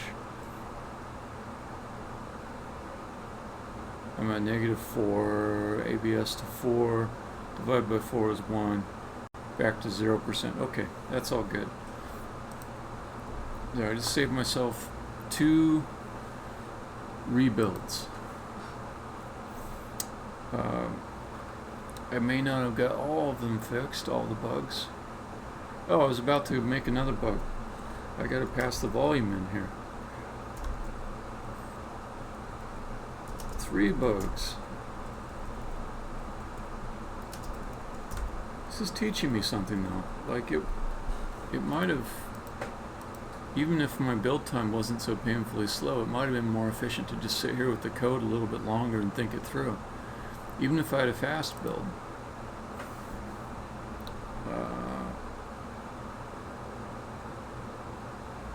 Okay, I'm ready to try that. Wait for the slow rebuild. Unity.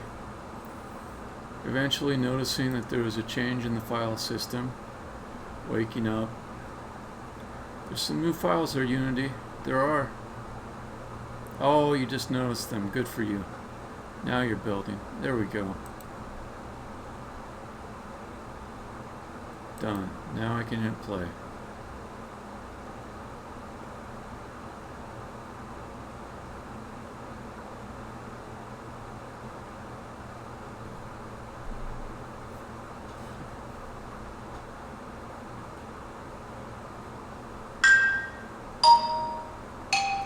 Oh, get out of this one. E flat major, go back to C.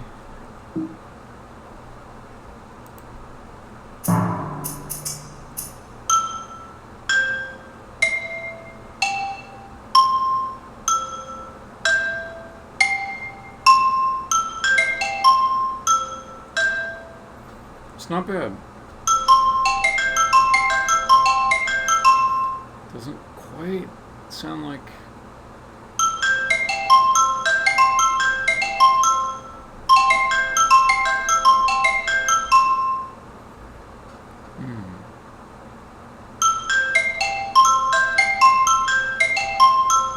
It's just hard to do it with only 3 notes. And I was doing only 3 notes because I wanted to keep every note played in key. But I don't hear that other octave too much. I could raise its volume a little.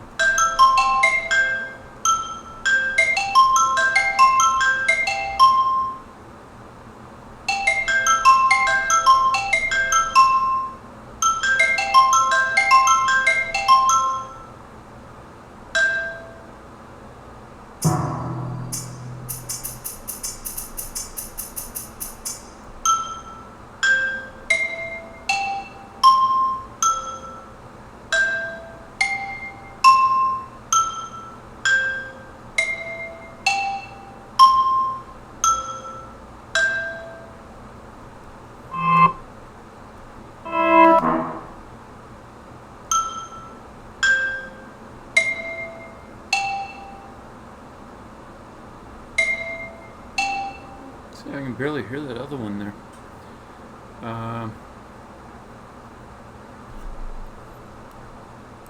Okay, let me try a few things.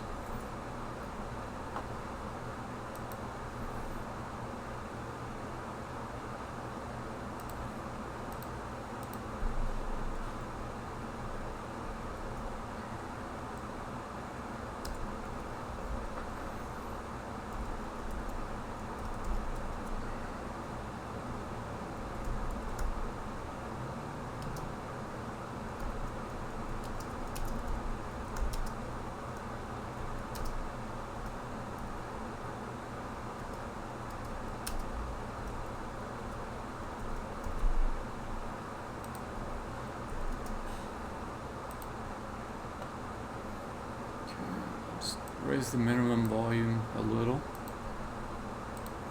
Though one other thing that I want to try is adding a third cursor, but I'm not going to do that quite yet. It's like too many experiments to run all at one time.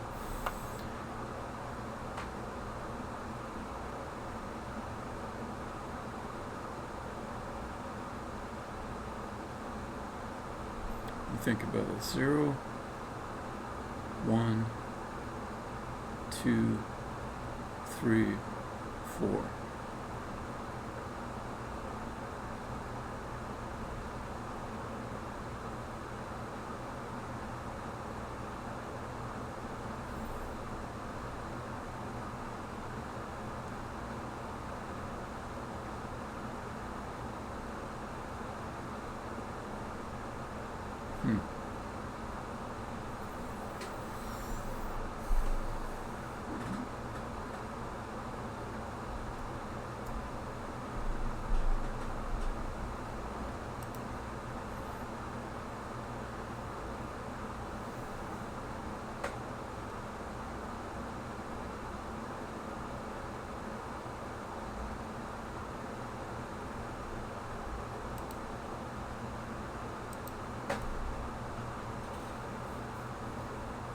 So I want to see the actual volume values that it's calculating.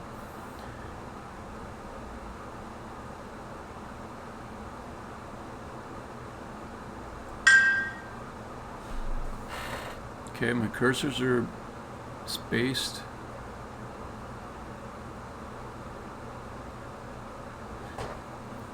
Spaced right, and it's actually on the first step showing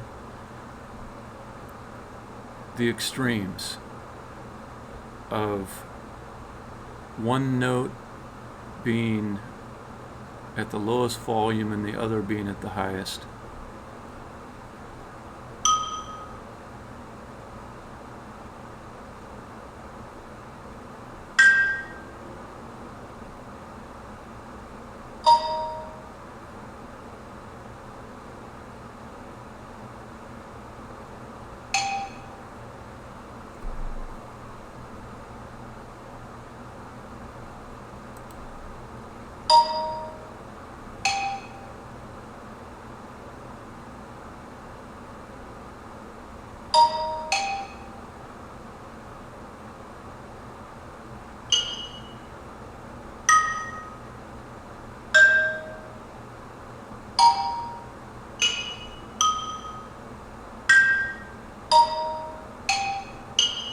I'm still doing my E flat major. I'll just set that back.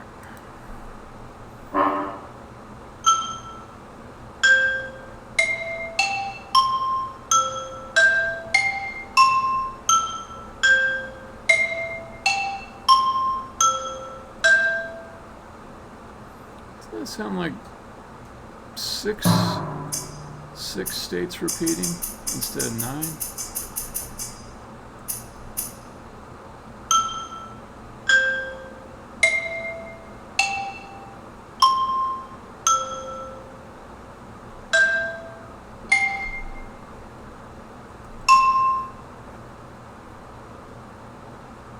Okay, I'm going to try to hear the one continuous note on the low end. Is that it right there? So we've got cursor at 8. The next one will be one cursor at 0 on the low end. You can hear it pretty loud, actually. Okay.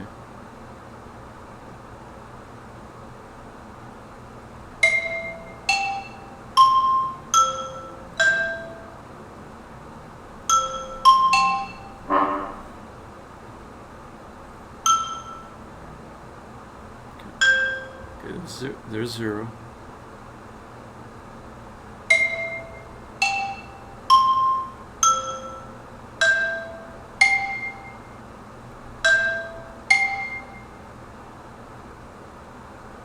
Okay, I'm noticing something else. On the low side, I can really hear the instrument. On the high side, not very much.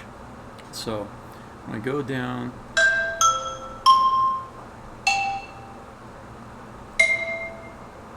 let's see, where is it? There we go.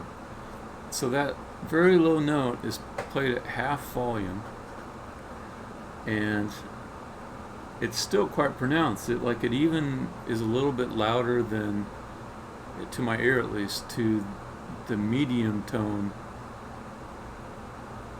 note that's played like right in the middle, which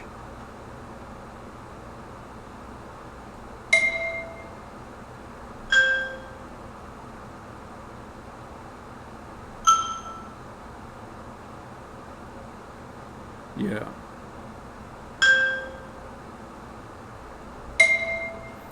So what this means to me is that I don't want to do just a simple proportional adjustment to the volume. I want to favor the volume at the high end more. So the way I'm going to do that, there's only friggin' 9 values. I'm just going to make basically a graphic equalizer. So let's call this, I said graphic, that just means there'd be a visual display. This is an ASCII equalizer. Float. If you've seen on stereos where there's like a little thing where you say, I want the low notes to be loud and the high notes to be not loud, stuff like that. That's what I'm going to make. So I'll call this equalizer, and we'll have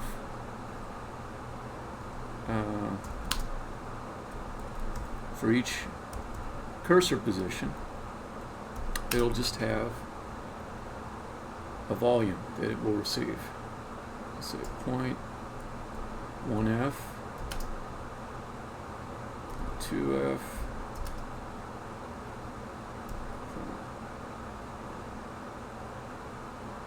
3F, and then it will start getting loud in the middle.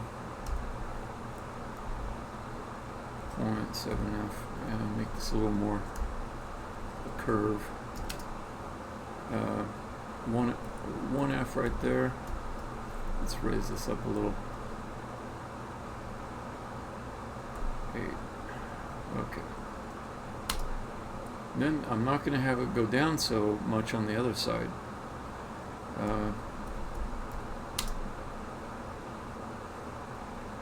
Because it's a little tough to hear those high notes.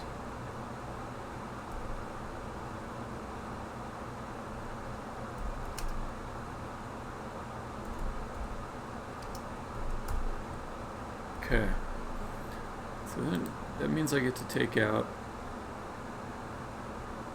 a lot of this stuff.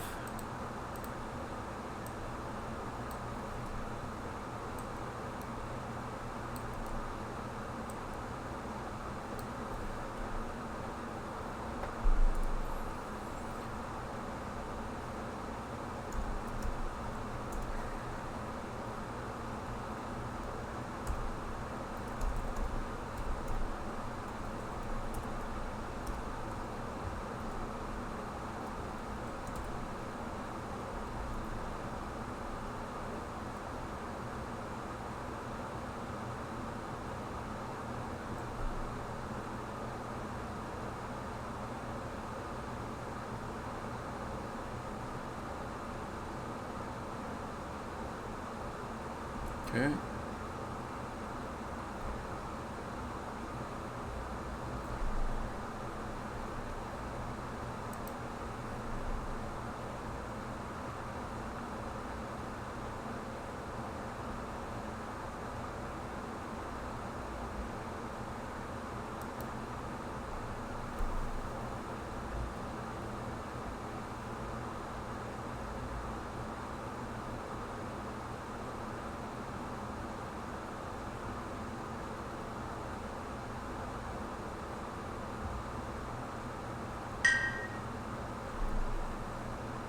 Keep forgetting to change this chord when I'm in the editor, where it will actually save the change, so I don't have to keep doing it every time.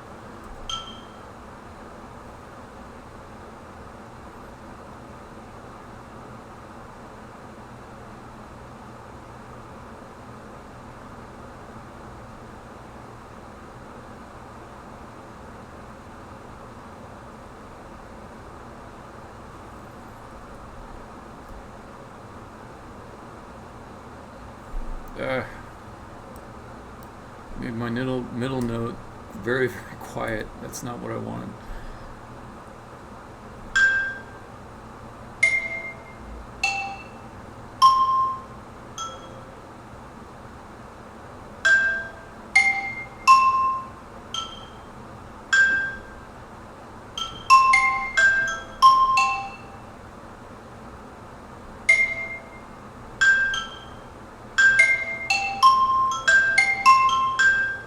Okay, I can hear those high notes a little bit better now.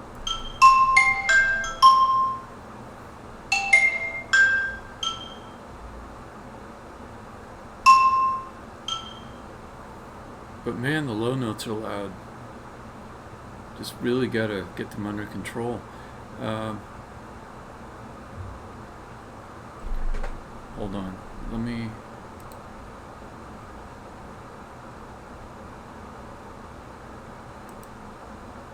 Let's hit C major again.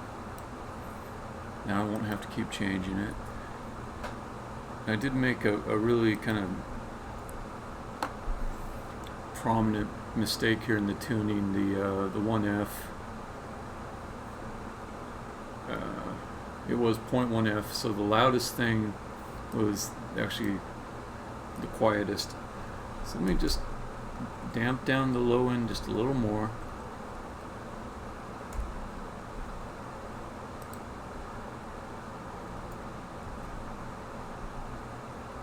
Because I hear the low end so loud. I don't want it to be that loud.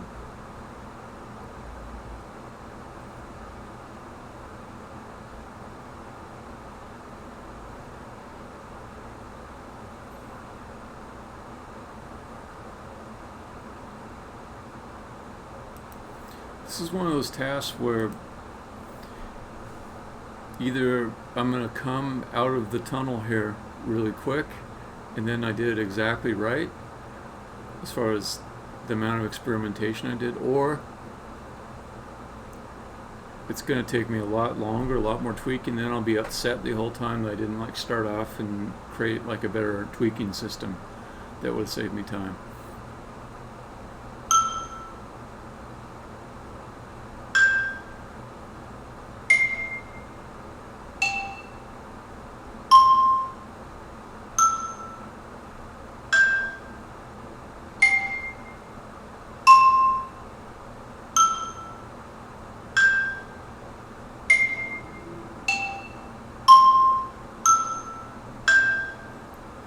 Oh, that's getting there.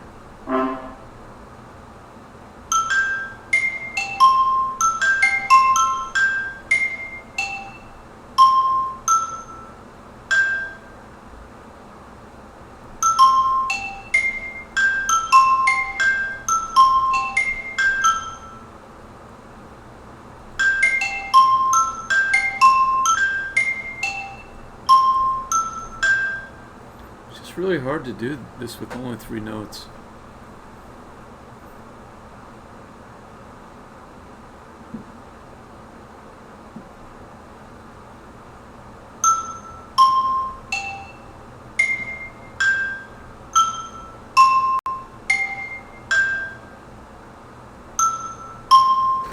Alright.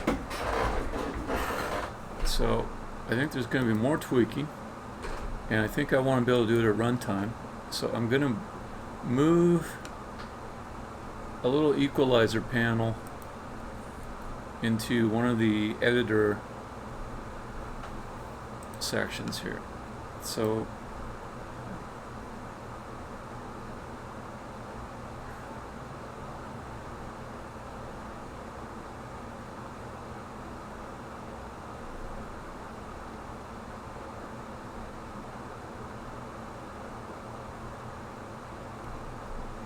where did I put that?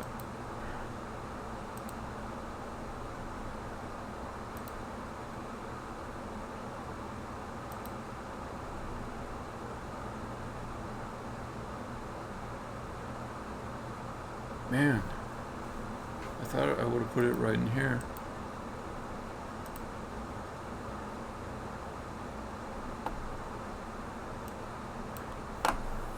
Alright, what is this? project has gotten so large that it's possible for me to just lose track of where the file is.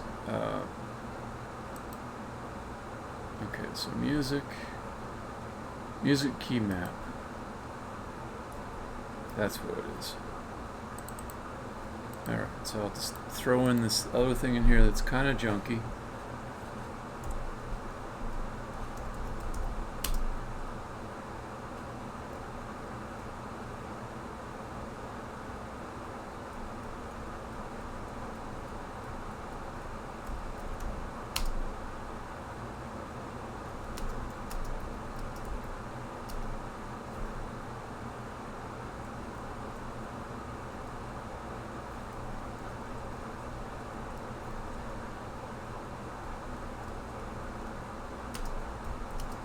But it's temporary. I'm just going to use it to begin with.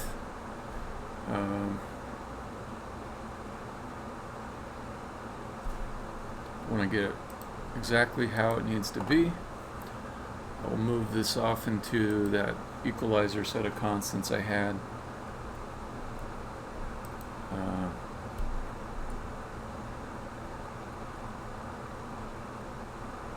And then I'm going to do another really cheesy thing.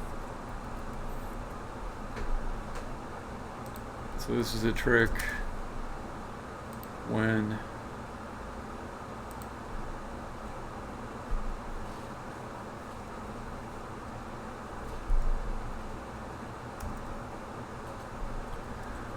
I just want to get access to some data without figuring out like where a game object is and getting its component and all that. I just throw it in a static variable and I can just get it from the class. It's much easier, much simpler to do. Delete. Okay. And here I have to set values, so to do delete ec0 equals 0.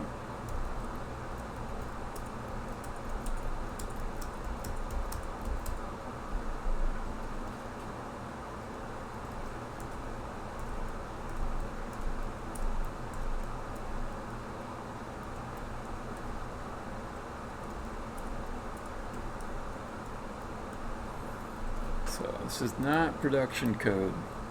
This is junk code. I'm fine with it.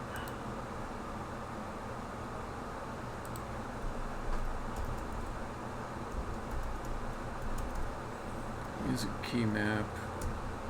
Ec. That's it. The other thing that'd be nice is to have some better logging. Let's go down here and just play. I just need the cursor positions at this point. So cursor 1, cursor 2.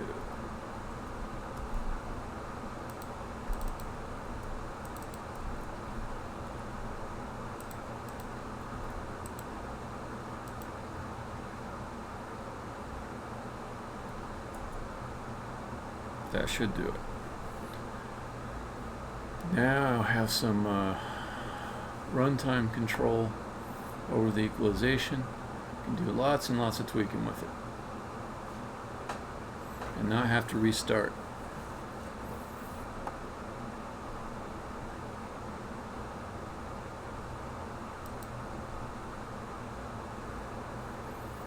So initially, with them all at 0, when I go up the stairs, it should be silence. It should be nothing. Oh, what? Okay, that's fine. If I just do... I know that. I forgot. You write junky code, you make mistakes. You're just assuming that you just have to do just a little bit, and you write crap, and it breaks. And it would be real easy to fix if I just pay just a little bit more attention. New float 8. Alright.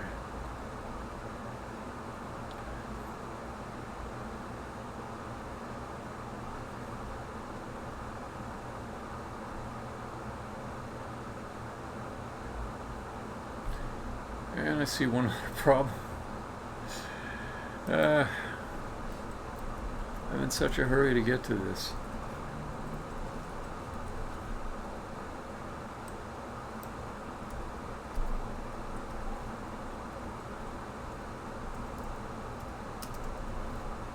Okay.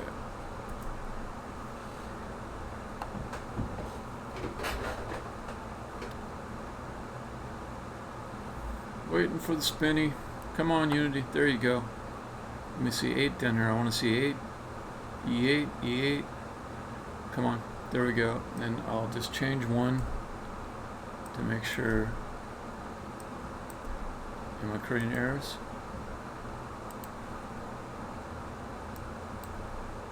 No, that's fine. Okay, I can hit play.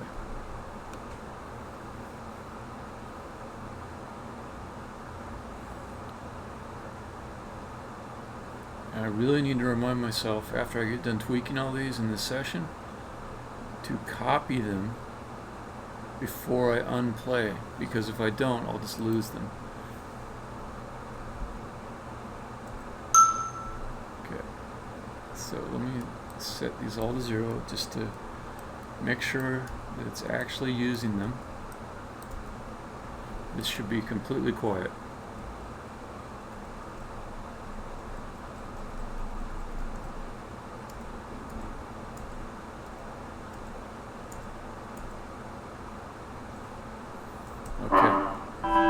Let's add the stuff I know I want to be true. So let's put E4 1 and just have this come down a little bit. 0.8, 0.9, 0.8.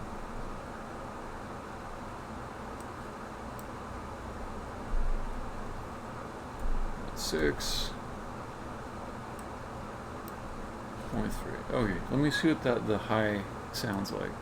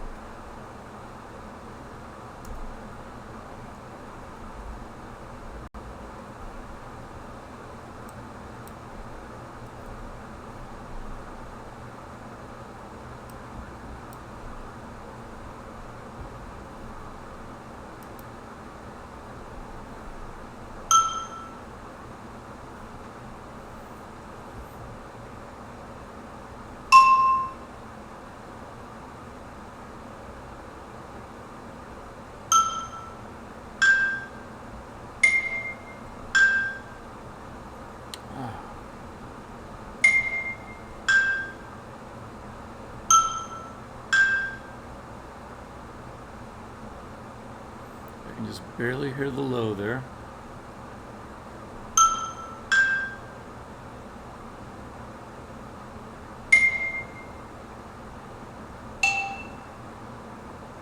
And the third one, it gets kind of loud.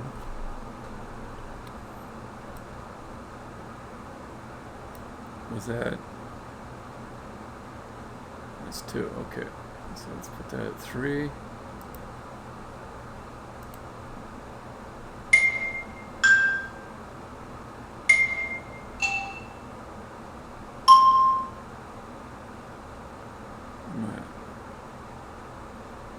Three.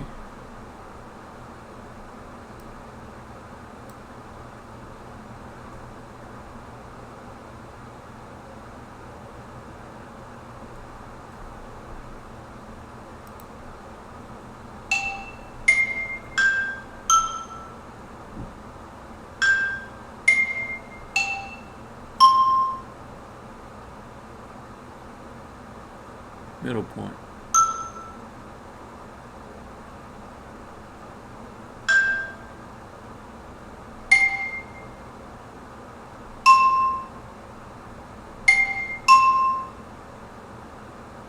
7. 7. Am I hearing the high pitch that much?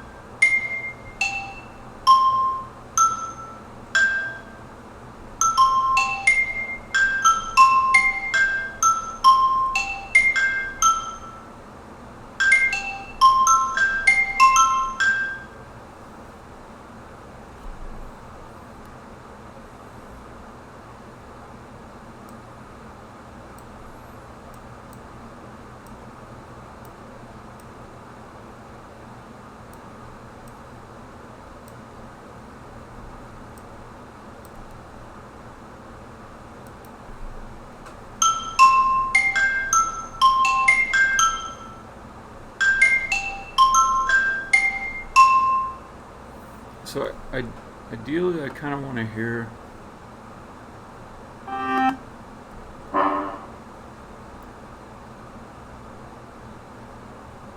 always kind of hear the middle. I always want to hear the middle, but hear enough of the low and high ends that I know that they're there.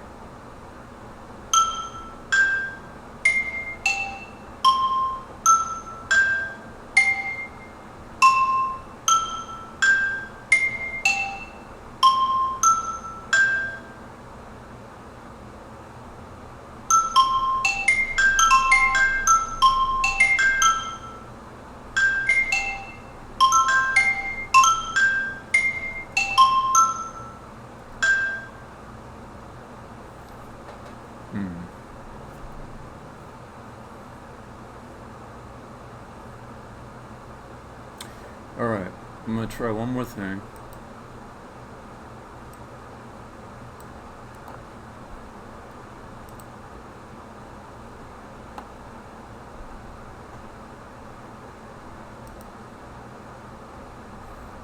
So I remembered to copy my values, now I can paste them back. Good. So I'm going to add another cursor in.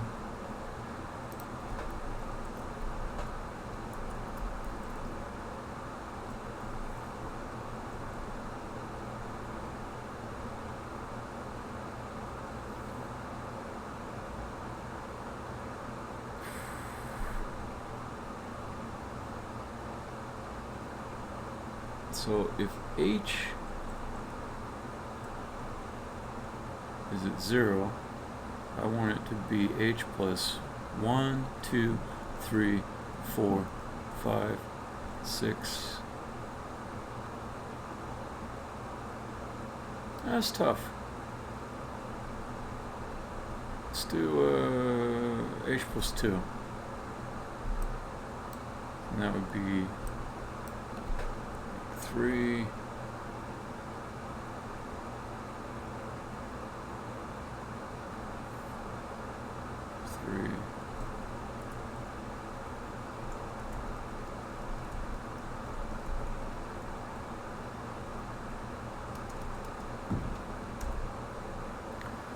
See, I want this to be balanced though, because I can kind of tell by looking at this, like there'll be a whole bunch of noise over here. So it feels like there needs to be like another one off over here. So I'm going to add one more there.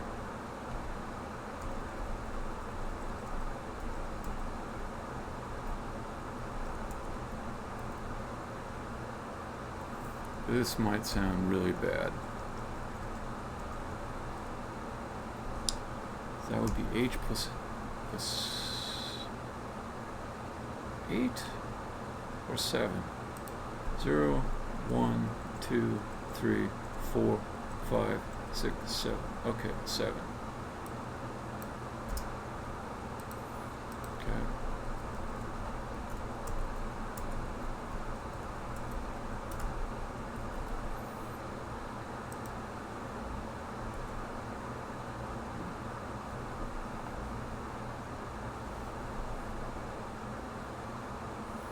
I could turn the overall volume of these down too.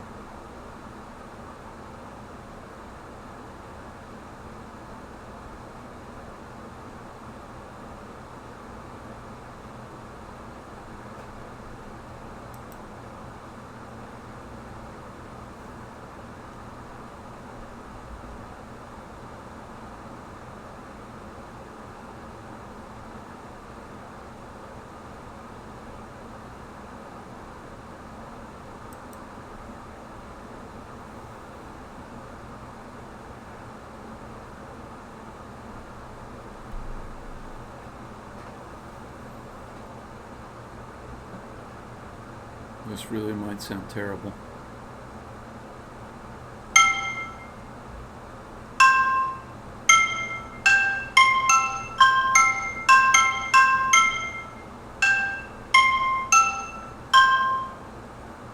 This doesn't sound bad, but it doesn't sound like an improvement either.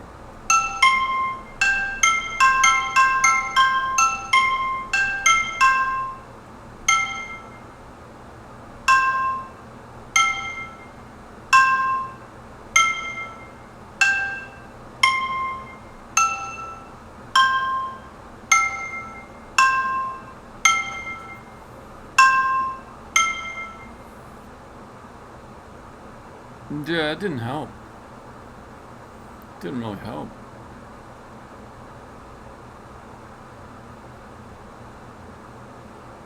Did not really help.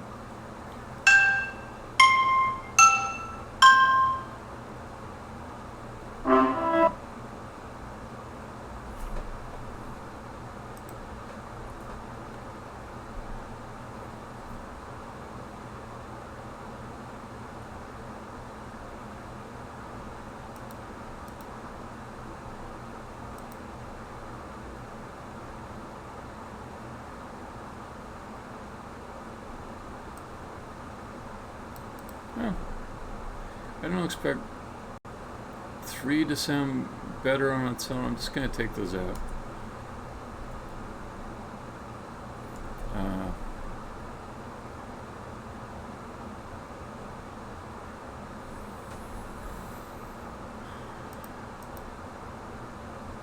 Okay, so the other thing I have left to do here is putting these in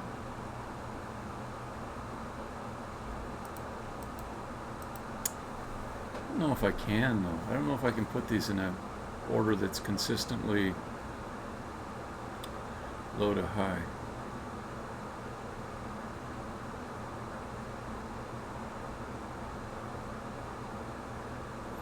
Let me just look at them. So C major was C, E, G. The one that wasn't working on was yeah.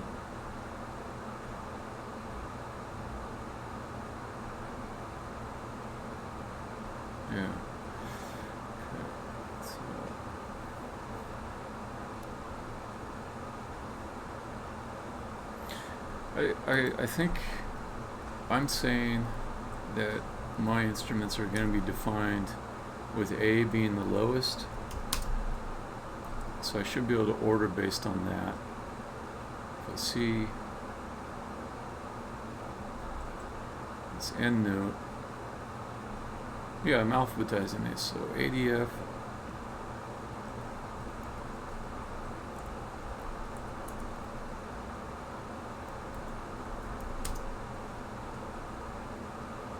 yeah, just alphabetizing.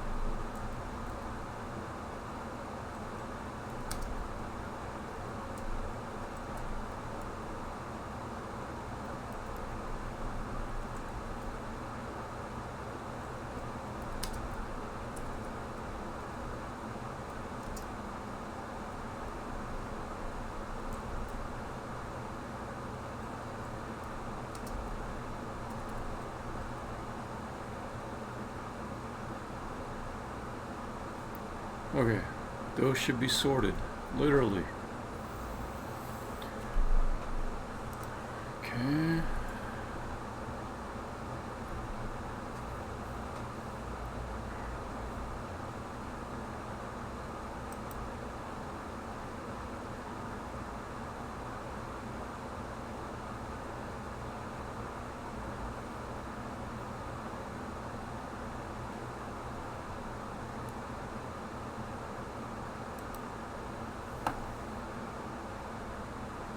I'm going to try some of the other keys to get an idea what all is up. I ask my sweetie, when you coming home?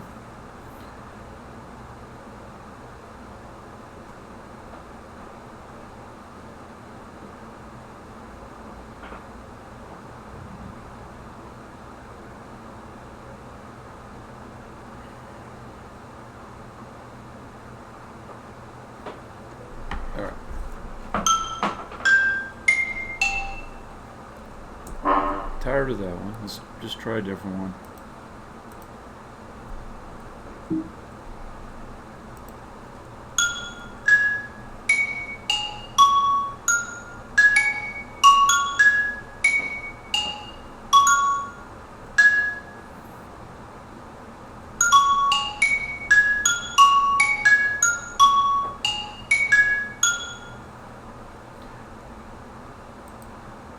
It is ascending and descending. I'll give it that.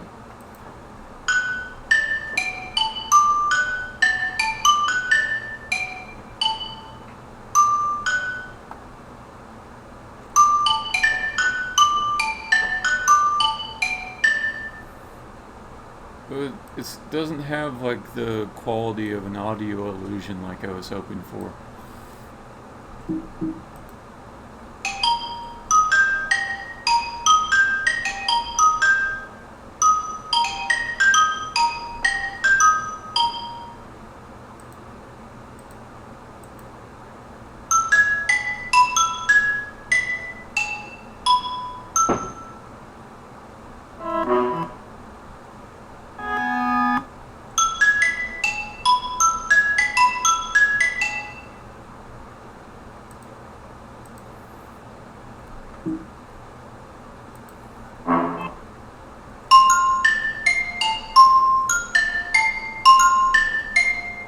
Let's try some of the minors.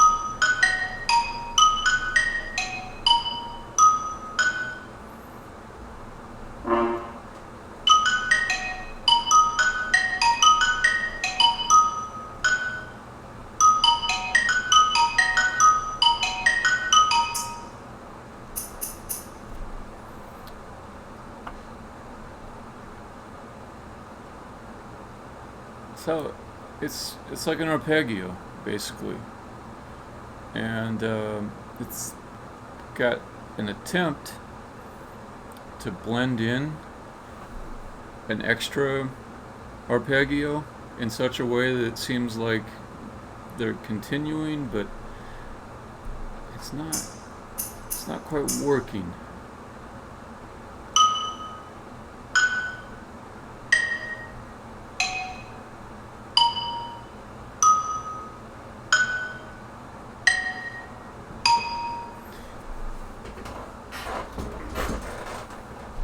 I'm thinking about why it's not working. Feels like still something is not balanced right, so that your ear goes too quickly to the note that's restarting. So like Here, I'll start. We started.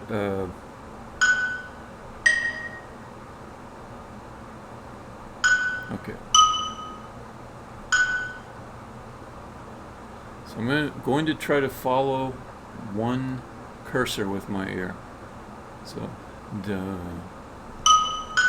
da, da, da.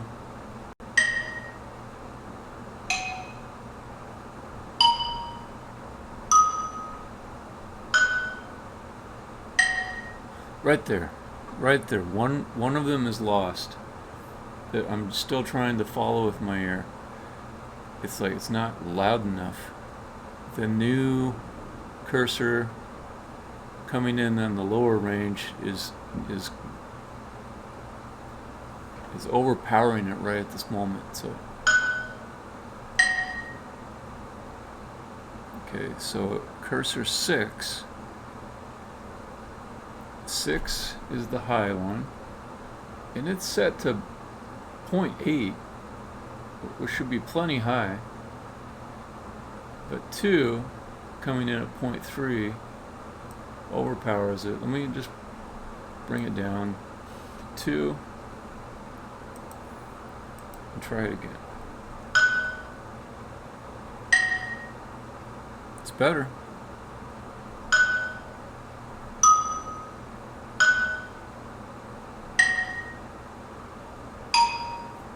Something there.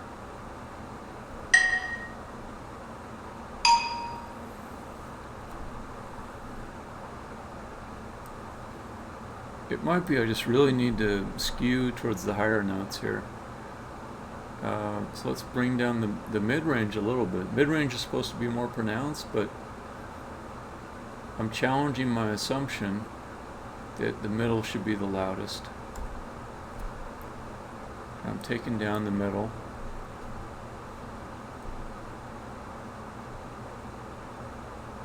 .8, and I'm putting just past the middle is the new highest. I'm trying that out.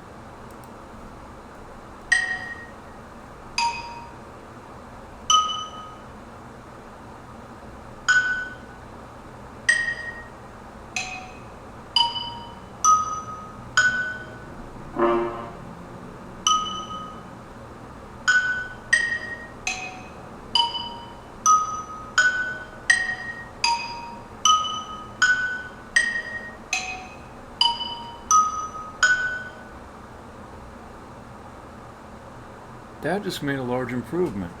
Wow.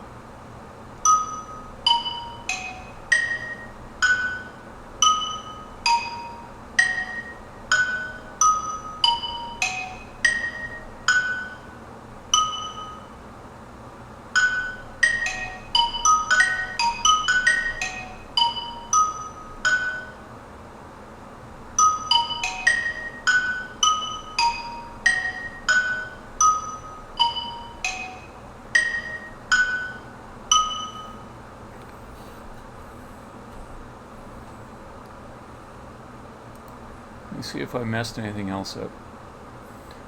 If I just go to, let's go back to C major.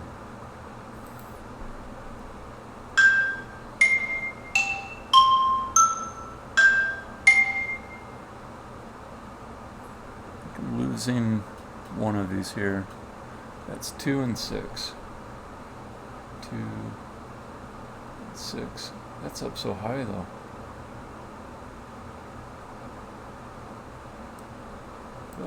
Okay, I'll set it up higher.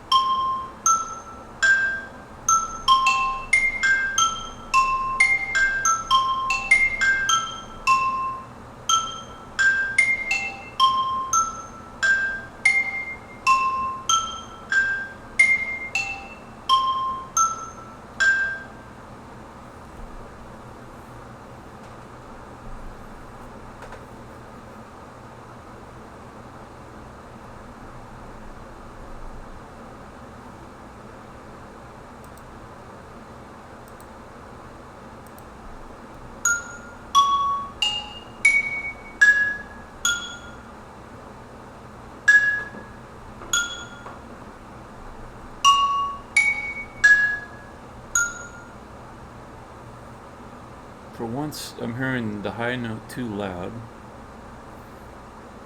Oh, that's medium note still. Okay, so let's bring that down just a little bit.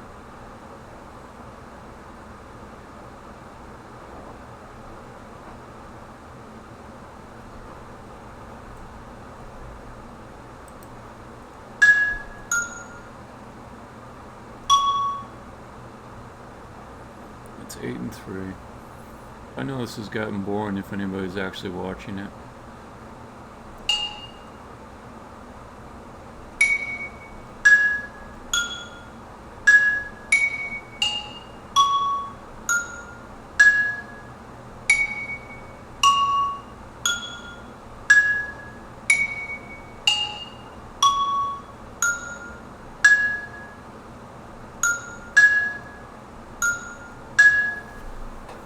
Alright. I want to do one other thing just for fun. Copy those values. I'm going to try a different instrument.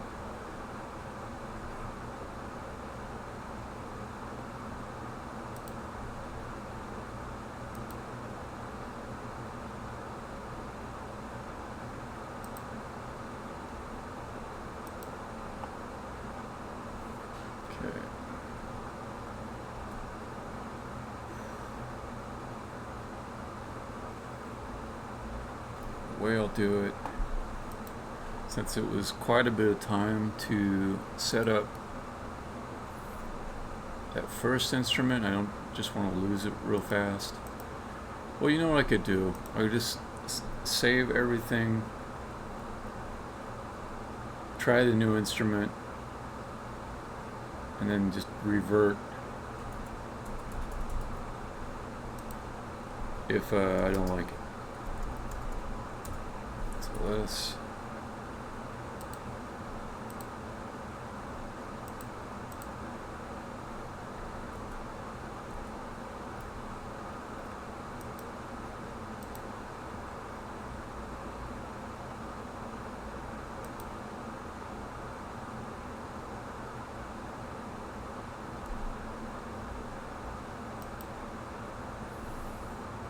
gonna try that cello.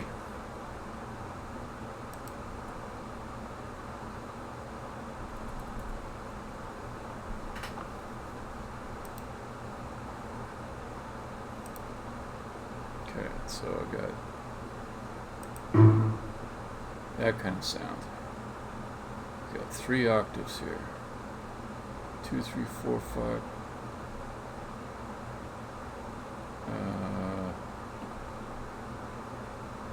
Okay, I'll just take all the pizzicatos for the cello, and I'll drop them in.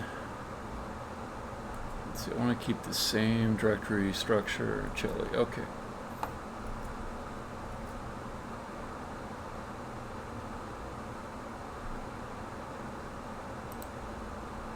Well, I'll tell you what. I'm going to stop the stream here, and if you were following me on this magical journey, I'll give you one thing that I'll do for you tomorrow. Right at the start of the episode is I will play a demo of the stairs using the cello instrument, and you can see how that experiment went. Until then, see you later. Stop the stream, stop the stream.